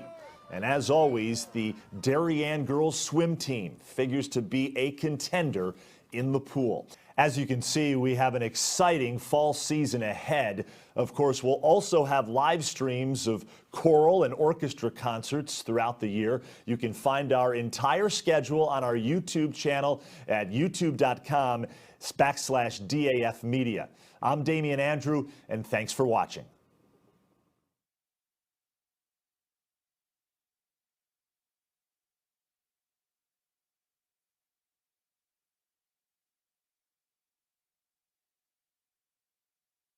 And I was up at Fairfield.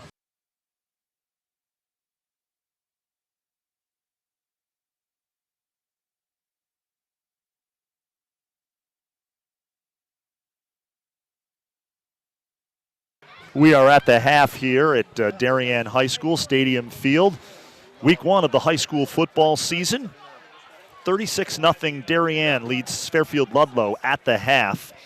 And it's year three, as you just heard in our preview show, year three of DAF Media. And to get the year started right, we recently had a barbecue of a number of our students at Pear Tree Beach.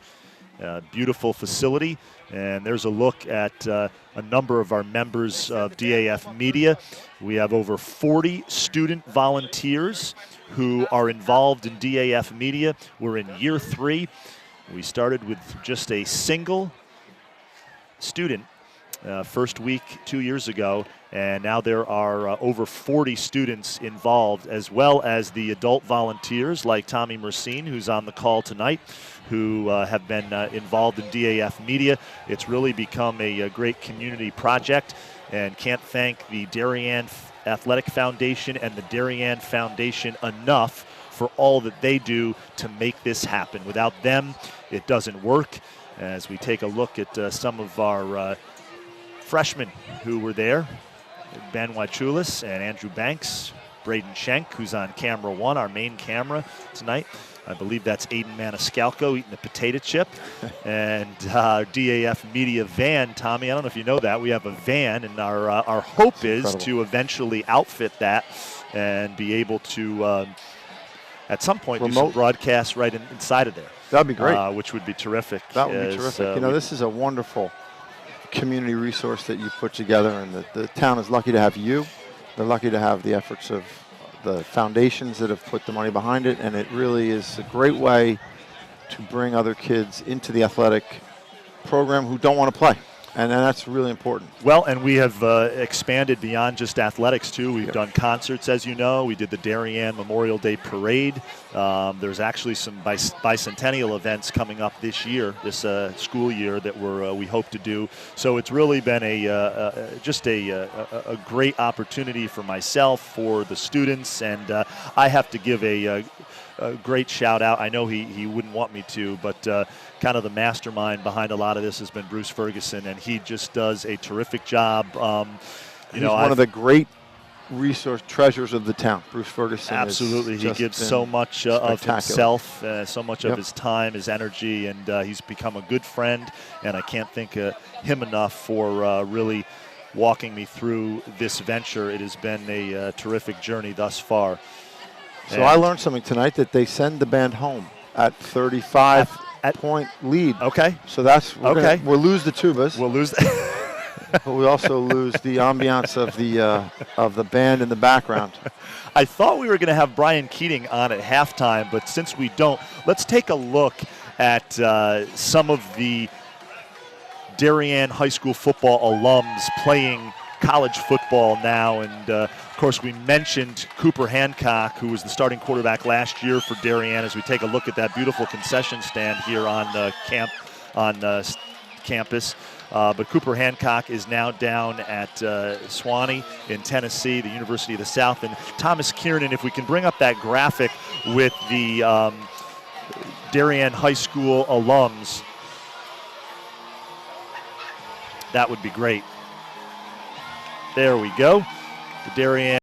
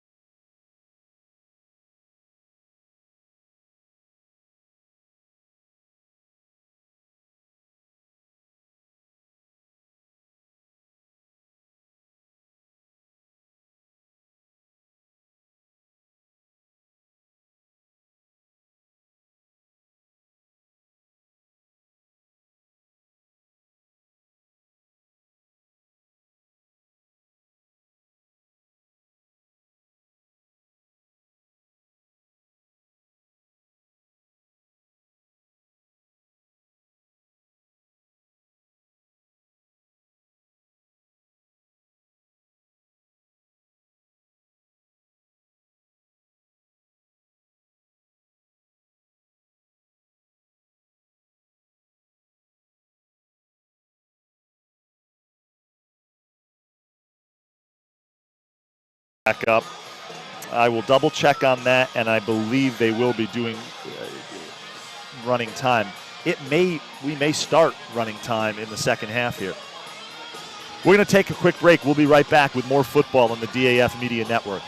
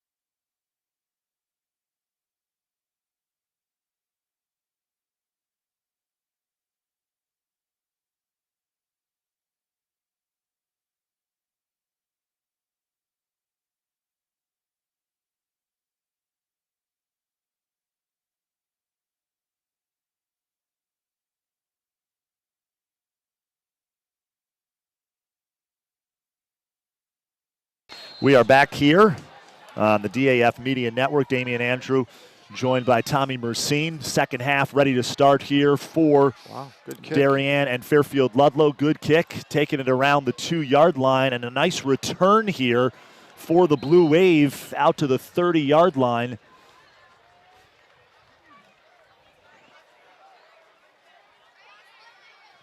And I believe that was number 37. 31, I think. 31?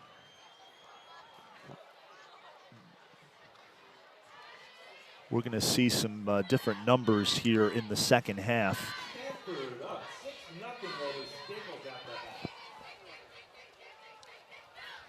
So Darien gets the ball first here in the second half, up comfortably 36-0. And I've been told, as I just mentioned to you, Tommy, that I thought it was 35-point differential running clock, but the official tells me it's 42 points. So handoff to... Which is unusual because I've yet to meet an official that wants the game to go longer.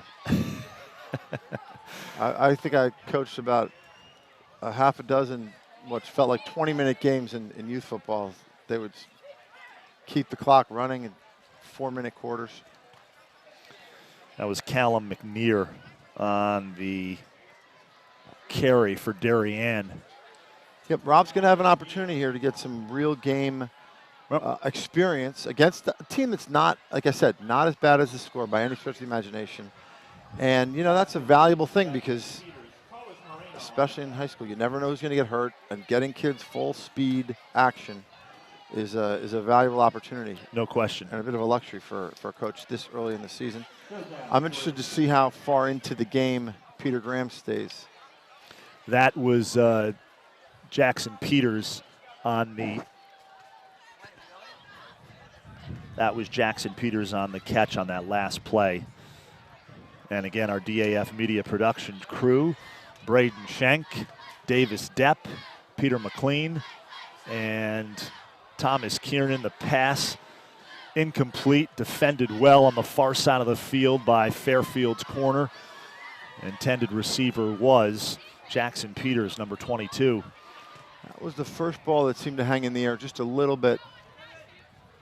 It was very good coverage, though. It was very good coverage. And again, I think the corners are the same guys who play wide receiver for Ludlowe, and they're two of the best, according to Rob, as good as any two in the FCIAC. Yeah. So things have calmed down here a little bit as a bunch of the crowd has the band was sent home. Yeah, decamped, and the punt is away. That's a good punt. And that was Dougie. That's a terrific Hayden punt. Hall, I should say. Not Dougie Brown, Hayden Hall. So Fairfield Ludlow's offense comes back out onto the field for the first time in this second half. As, again, our shout out to all our DAF Media Production student volunteers who do such a terrific job with this organization. Entering year 3, and the last 2 years we've done about 250 live streams. Wow. Which has really been that's impressive. Has been great. Like I said, whenever I send a link around, people just marvel at the professionalism of the production, the quality of the video, and so you've done a really great job here.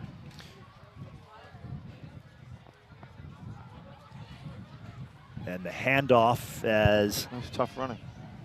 Tough running by Bork. We've heard his name called a lot. James Bork, the senior running back.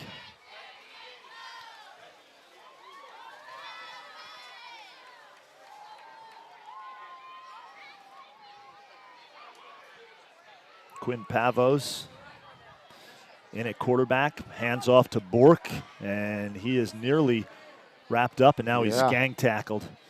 And a bunch of Blue Wave nearly decapitated defenders. Yes, he was. Yes, he was. He managed to get out of it, though. Wasn't able to escape a corralling by the rest of the Darien defense.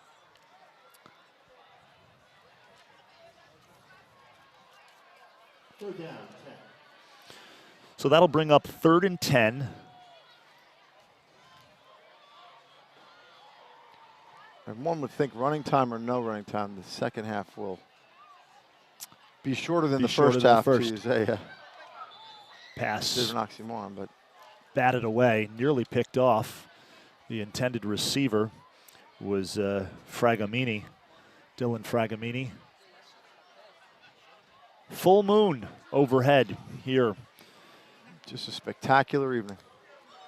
As fall is right around the corner, as summer winding down. Always sad to see it go, but I've always been a big fan of the fall Best weather. time of the year. Best for time sports, of the year. no You're doubt. absolutely right. No doubt. You're absolutely right.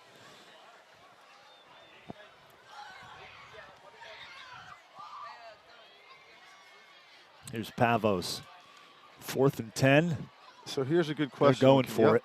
No, is it really? And he is brought down. Odd choice. That was by Charlie Hunter choice. As Hunter brings him down.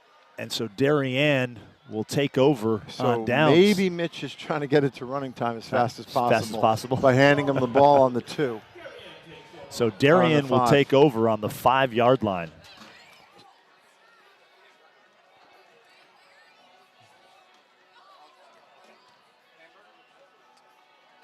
So hopefully there's not a lot of people listening, but I'll put one out there in the beginning of the season and we can see what happens at the end of the season. Who will have more wins? Darien High School varsity football team or the New York Jets and the New York Giants combined? I think that's a decent bet. Talk radio and the back pages have been all over that Sam Darnold story. Jets before Darnold and half the team got hurt. Yep. Jets were 31st in power rankings, and the Giants were 30th. Here's Graham. Gives it to McNear, and McNear takes it into the end zone. There you go. Callum McNear. The touchdown, the junior, 6 foot and 198 pounds. McNear, great job by our crew again, bringing you that. And Darien extends the lead now. 42-0. Yeah, the Jets and Giants. It's what's been really interesting about that is that the Jets fans are long-suffering fans, but boy, I tell you, the Giants franchise has not looked good the last several years. They're making up some ground. Yep. And it's a tough spot when you have a quarterback fake and or a mistake, and it's batted around in the end zone. Well, the good news is it was 36-0, not 35-0, because if we gotten to 41 and been stuck with a not running clock, it would have been uncomfortable. Mitch would have had to hand rob the ball again, and that would have been just not good sportsmanship on anybody's part. So. Yeah, so it'll be running clock now, 42-0, Darien. Impressive outing for the Blue Wave in week 1. Certainly a tough test for Fairfield Ludlowe coming in here, but and I hope they don't get discouraged, because they should not take away that this is as much of a shellacking as it might look. I think these guys moved the football in the first half. They had a couple of great returns. They were the unfortunate, You've got a guy leading your program in Mitchell Ross who knows what he's doing and is building it the right way and getting the numbers up. That was kind of the first goal when he took over the position. And he told me he was ready for a challenge coming off of that 3rd straight state title. It was something that he had wanted to do, and he was just looking for a challenge and took over the Ludlowe program. And, of course, had their best season in I believe it's 40-some years last year. A nice return here. So Rob at least knows he's got something to focus on next week, which is the kickoff coverage unit. Kickoff coverage unit has not been up to par here for Darien, as Bork was the man on that return. takes it out to the Cross midfield. cross it looks midfield. like, Yeah, across the 50. It'll be on about the 49-yard line. Yep. Pavos looking at his wristband, checking the play. He'll continue to operate out of the shotgun. And he looks downfield, and the pass thrown a little bit behind the intended receiver. Pulled the string a little bit on that. It was Carlos Moreno. And it looks like Darien's doing some substituting on defense as well, which again is a great opportunity to get some of the younger kids or second team kids a chance to get game experience at game speed. Well, you're going to love this. Mike Gagliardi is over in London, and he is watching us. He said to say hello to you and that you have a career in media if you ever want it. Well, at Mike's age, I know he can't sleep, and it's got to be 5 hours ahead. So you're going on 1 in the morning. Mike, if I can give you some advice, turn off the TV and go to bed. Man. It's be nice to have Gags come on a broadcast this season. He's always welcome. He knows that. And thanks for sending me that email, Mike, if you, in fact, you still are watching. But here we go, 3rd and 10, Fairfield Ludlowe down 42-0. Pavos moves to his right, throws downfield, puts it up, and incomplete. That's a little bit of contact there. And Matthew Cavoli, the junior cornerback, was right there. And pass is incomplete.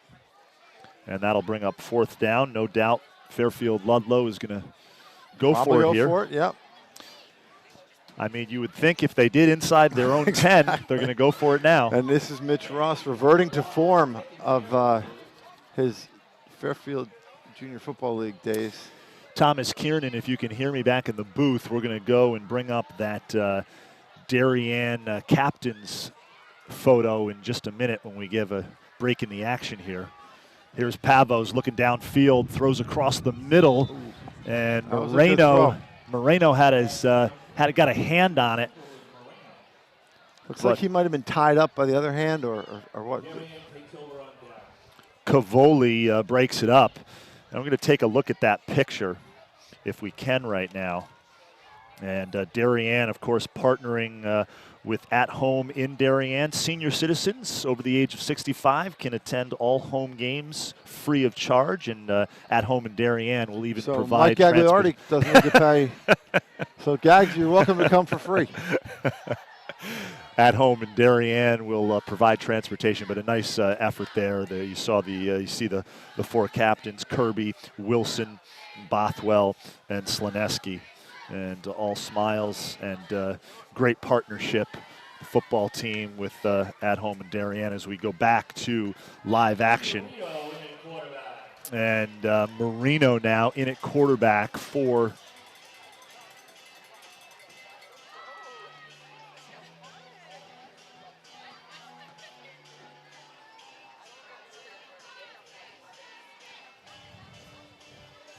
And again, Rob is going to be burning the midnight oil this week on the Southington game plan. That is going to be a very good early season challenge for these guys.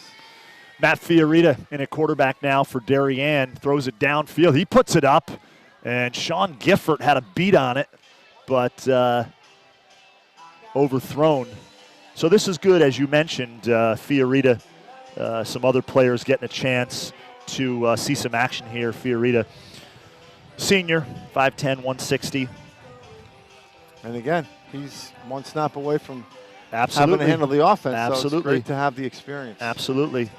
It's like the head assistant is right next to the head coach in college basketball, just a couple inches away.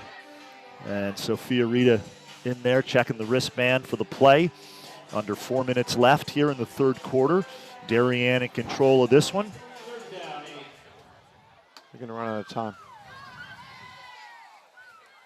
The ref didn't see it. The clock was at 0. Yep. Fiorita putting it up, And he has Gifford on the near sideline, and he will prance into the end zone. A touchdown as we take another look at it.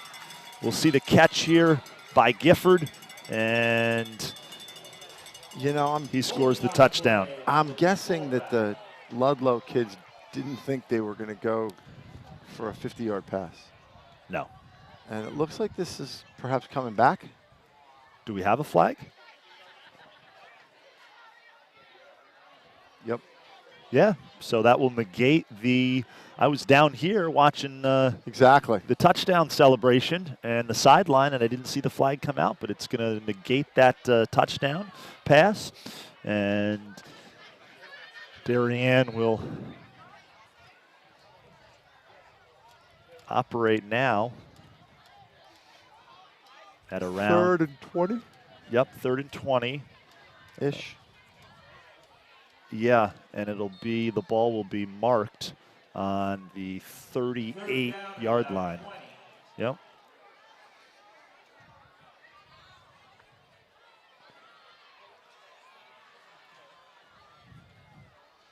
Here's Fiorita. And tries to get it to Gifford again. He got swallowed by. He did get swallowed up. Didn't have enough on that. He was moving to his left, trying to throw that across the body. Peter Graham did such a nice job with, but it's a tough throw for a high school kid to make. Well, let me ask you this, Tommy Mercine. I mean, obviously, a Rob Trifone coach team, you know they're going to bring it on defense, but there were, I don't know if there were question marks, but I think everybody wanted to see the newest offense, the new offense. And, boy, number 11 looked really sharp. Yep. And, Rob has one of those success begets success kind of things, but he's a deep reservoir of talented assistants.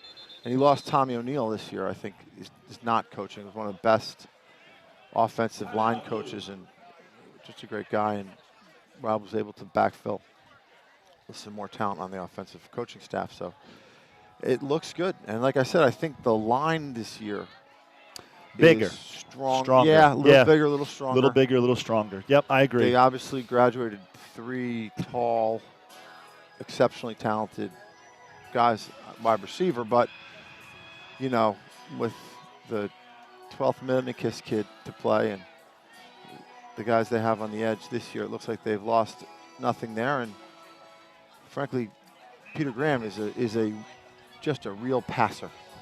So I think all year they're going to have really he does like offense. He does like to sling it, doesn't he? Upfield, yeah. He does like to sling it. You like to see that confidence. He's throwing the ball wide. He's, like I said, it's a tough thing to teach a kid to get the right quadrant even on a 15, 20-yard ball, and he's throwing the ball to the upper right if it should be in the upper right, the upper left, and the upper left, and that's a really good thing. You mentioned it as the punt is away, and it'll bounce inside the 30-yard line, takes a Darien bounce. You had mentioned this in the first half, but the arm strength is there. But man, he was so precise and crisp with his passes tonight. Putting the ball exactly where it needed to be, and a couple of those plays, as you and I talked about, where he threw behind the receiver, where only the receiver could catch it. He did that once here on the near sideline. He did that once on the far sideline by the pylon. And he hit kids that were covered. Yep. He was putting the ball in a place where the receivers can use their body to keep a guy off them. And no question. That's a very valuable thing. No question. Here's Pavos. And pass is incomplete.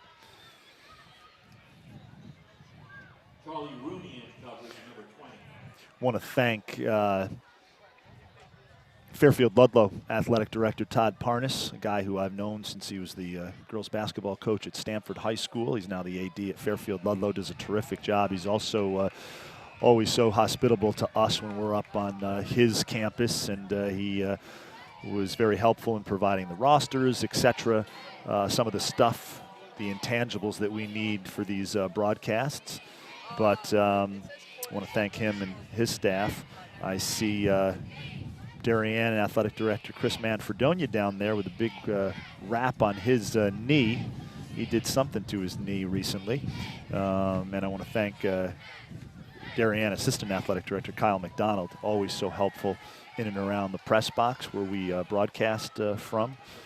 And again, a shout out to our DAF Media production crew, Braden Schenk, Davis Depp on cameras in the control room. Our director is Thomas Kiernan, TK, doing a great job pushing all the buttons, and Peter McLean on our instant replay and also doing graphics. So, and Dylan Doriso. Doriso? Did I say that right? I did. All right, one of our DAF Media newcomers this year. Looking forward to have him around these productions. And you are watching the DAF Media Network, a joint venture of the Darien Athletic Foundation and the Darien Foundation.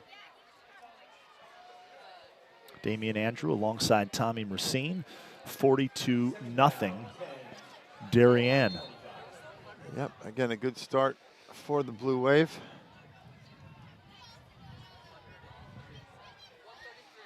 And a nice pass that time from Pavos to number 4.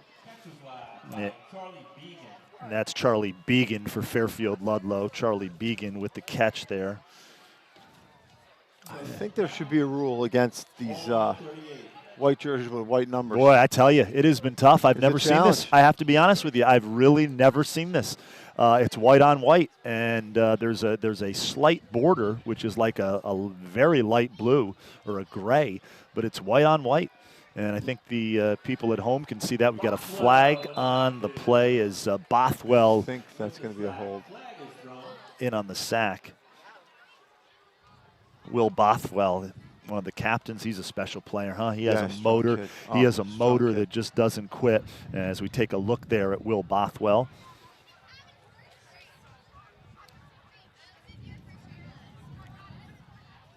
Yep. He's gonna Boy, you decline, called I it. hope. Yep. Well, you could see the lineman was sort of losing control of Bothwell, and he was trying to make a play when it's kind of a little bit too late to make a play. Hence the holding. So here we go, 1st and 10 for Fairfield Ludlowe. Pavos, little dump pass over the middle, incomplete. He's lucky that didn't get picked off. He is. Nice play there by Jackson Walsh, the Who junior. is a large young man. He Takes up some space. Yeah, yeah. He's You're a big boy, and that's kind of what you were talking about just a little while ago and in the first half about how that line, both on the offensive side of the ball and the defensive side of the ball, a little bit stronger, a little bit bigger than it was a year ago. I think Jackson's listed at 305, and I think that's light. 6'1", and he's on my roster, he's 308. Yeah. And pass downfield, great catch that Good time catch. by Yep. Marino. Or is it incomplete? It's incomplete. Certainly looked like a catch from our vantage point, but the pass is incomplete. And he came back for the ball.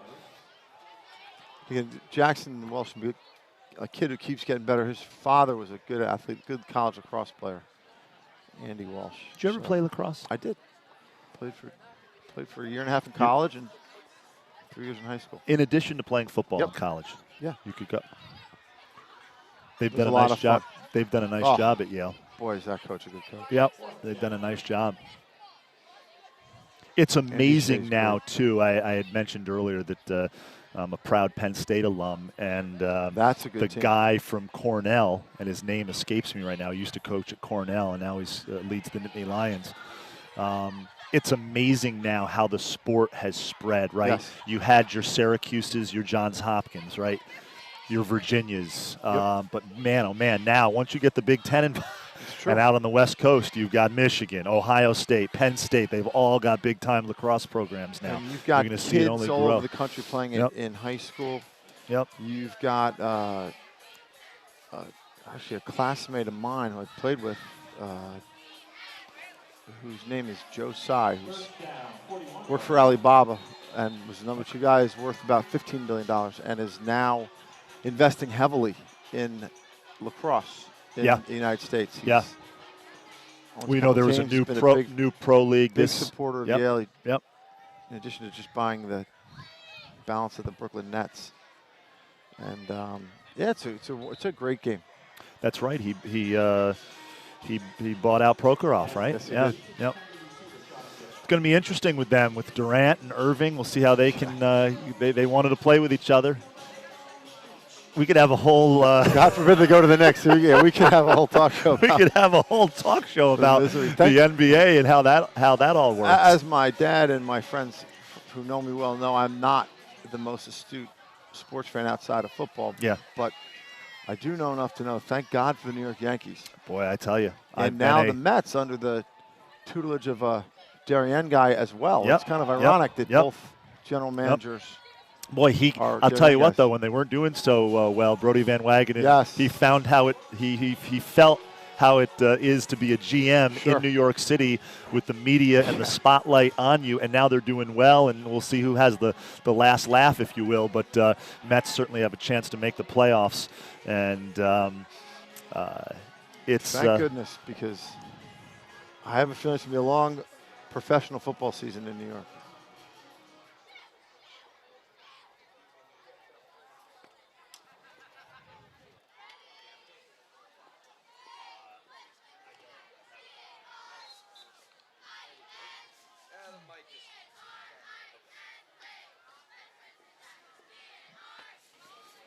All right, we're going to get a punt. I'd be remiss, as long as we're talking a little pro sports and football specifically, I'd be remiss. You had to like the way those Packers played on defensive side of the ball, huh? They sure did. They really got after it. Some of the off-season pickups. 10-3? Yeah, I mean, it was 10-3. And but you know, I don't know if I told you, my son, my know. 12-year-old's a huge Packers fan. Okay, good. Well, in our house we have multiple loyalties. I know you do. My father's Super Bowl ring is from the Packers, but he was drafted by the Giants, so multiple loyalties. But, you know, the NFL now, with basically no hitting in preseason, and the pros just don't play. Interrupt you for 1 second. How about that athletic ability by nice. Hall to get that kickoff? That was twinkle toes. That was a nice dance. That was a nice play. I'm sorry. Go ahead. You can't tell if the guys aren't really game ready until week 3 or week 4 at a lot of the positions. Yeah. So it's a good point. It's hard to know if, like, Chicago has no offense or they're just waiting to gel. Right. You know.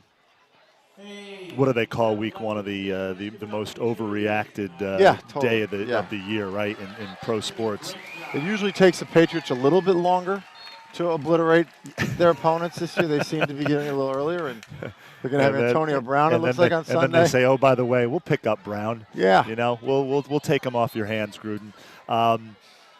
Yeah, it's going to be interesting. I'll be interested this week. That Monday nighter with the Jets and the Browns will be fun, huh? It will be fun to watch. From many with no Sam Darnold though.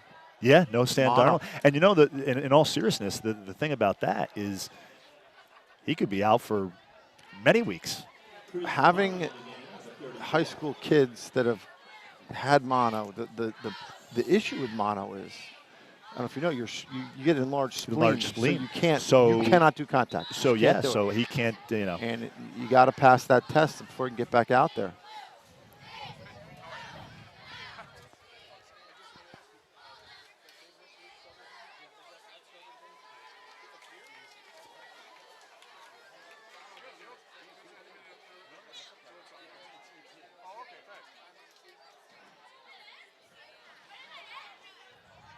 So a 3rd and 10 here, looks like.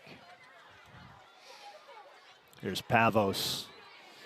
Moves to his left. He's on the run, and he is brought down on the far sideline. There's going to be a flag. Yeah. That's a tough one.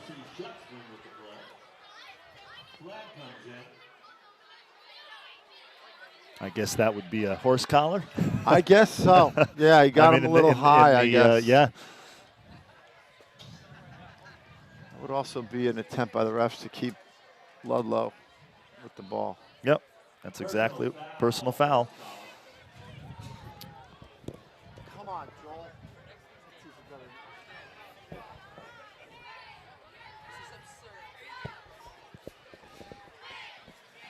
Schutzman's father, Joel, is the coach of the freshmen, and again had his first win this week for a very eager group of kids to taste some winning. Yeah, absolutely. They finally got away from the ill effects of me coaching them, and now that Joel's coaching them, they're finally starting to win.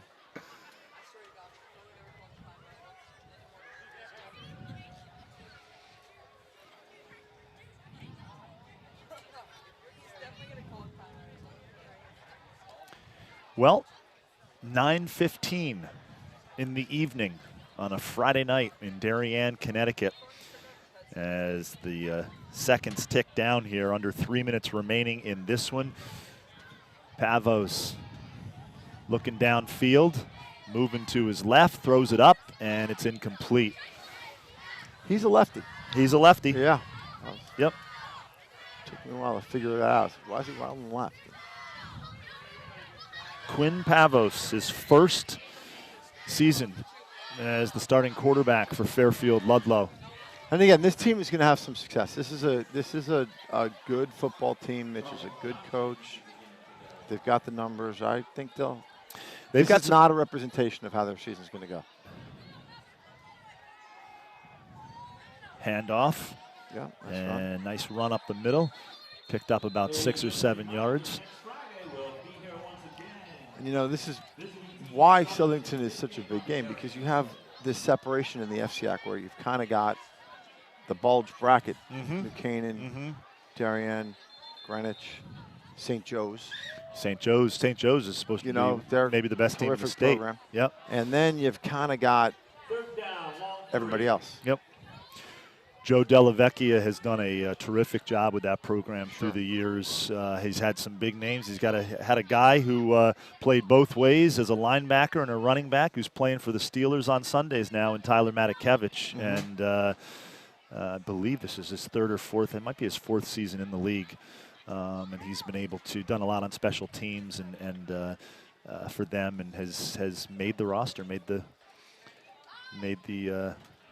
we had a 54-man roster this season. St. Joe's players back in my day when I was playing football in New Haven, including a man you probably don't know, but by the name of Jose Gerbide, and his father.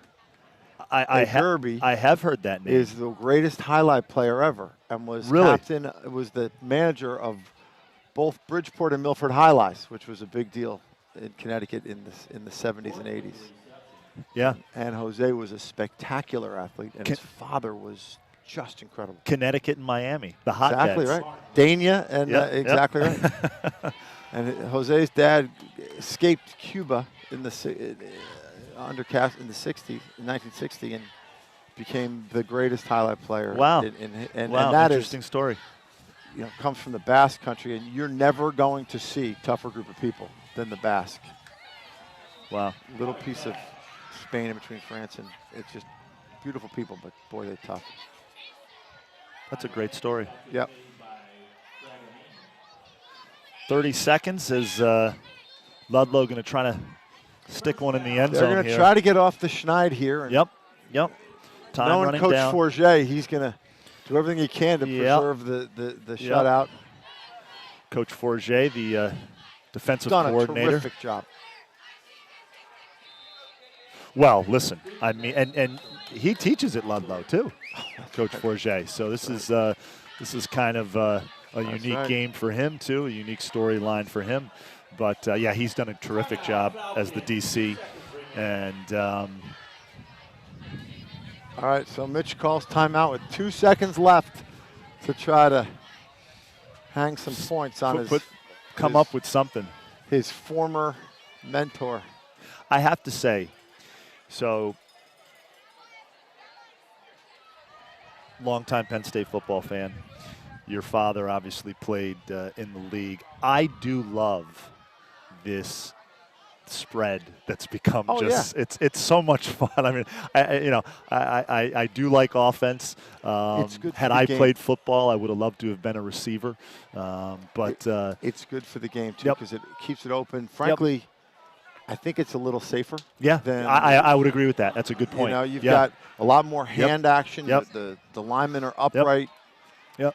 You still have those downfield collisions, but I think it's as much the game evolving to the safety as it is just that's actually a great point. I hadn't really thought of that, but you're absolutely right. It is just the nature of the spread. I totally get your point. Absolutely, totally get your point. Yep. Here's Pavos. And here we go. Last play of the game. Last play of the game. Here it is, into the end zone, and knocked away. And all right, so he gets a gold star on his helmet for preserving Forget's. I believe that was. Was that Silsby? 20 or 29? 29. I thought it was 29. 29. Charlie Silsby. Yeah. So that'll do it for this one. As Darien, Week 1 winners. 48-0. They beat Fairfield Ludlowe in a game that was closer than the score. Yeah, it was. It was. And then, of course, we went to running clock after Darien had 42 points on the board. As we take a look at the teams shaking hands here near midfield, obviously a lot of respect between the players and the coaching staff, of course. Yeah. As you can see, they're all huddled there near the 40-yard line. Sure. And, yeah. That's a lot of kids on the field. It is. It is. That's almost a couple hundred kids. That's terrific. You talk about the numbers, and you talk about the...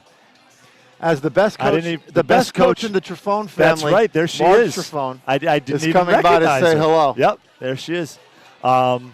Tommy, been a lot of fun. Damien, this has been great. We got to do it again. Absolutely. I love it when you come on, and it was a lot of fun. And good luck to you, and thanks on behalf of the town. Thanks for everything you do for these kids. Thank you for the kind words. Experience, and your leadership is I think we had some fun tonight. I want to give a shout-out to our DAF Media production crew. Thomas Kiernan is our director. Our instant replay coordinator and our graphics coordinator, Peter McLean. Our camera 1 operator, Braden Schenk, did a terrific job, and our camera 2 operator, ISO camera, Davis Depp. He was in on a lot of those instant replays that you saw, and he did a terrific, terrific job. So, for our entire crew, and for Tommy Mersine, I am Damian Andrew. This has been a production of the DAF Media Network, a joint venture of the Darien Athletic Foundation and the Darien Foundation. Once again, Blue Wave win their opener over Fairfield Ludlowe, 48-0. Have a great weekend, everybody. We'll see you soon.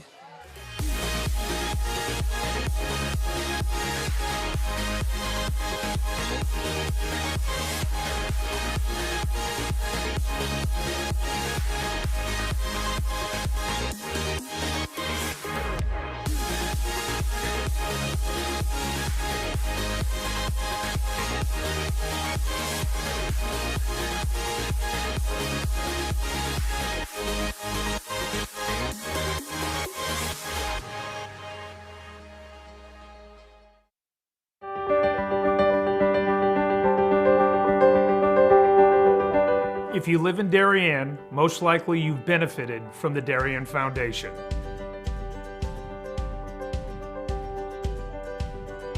Since our founding in 1998, we've provided more than $4 million in grants to the Darien Emergency Services, public schools, and community organizations. My husband and I are so happy to be raising our 4 young children in Darien.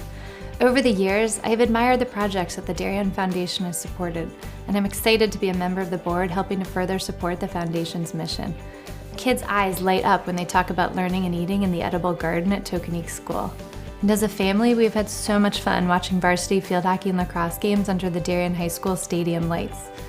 It certainly gives us peace of mind to know that if and when the next storm hits town, the Darien Library will always have power thanks to the Darien Foundation providing a generator. As a resource, the Darien Foundation is unique within Fairfield County and indeed unique on a national level.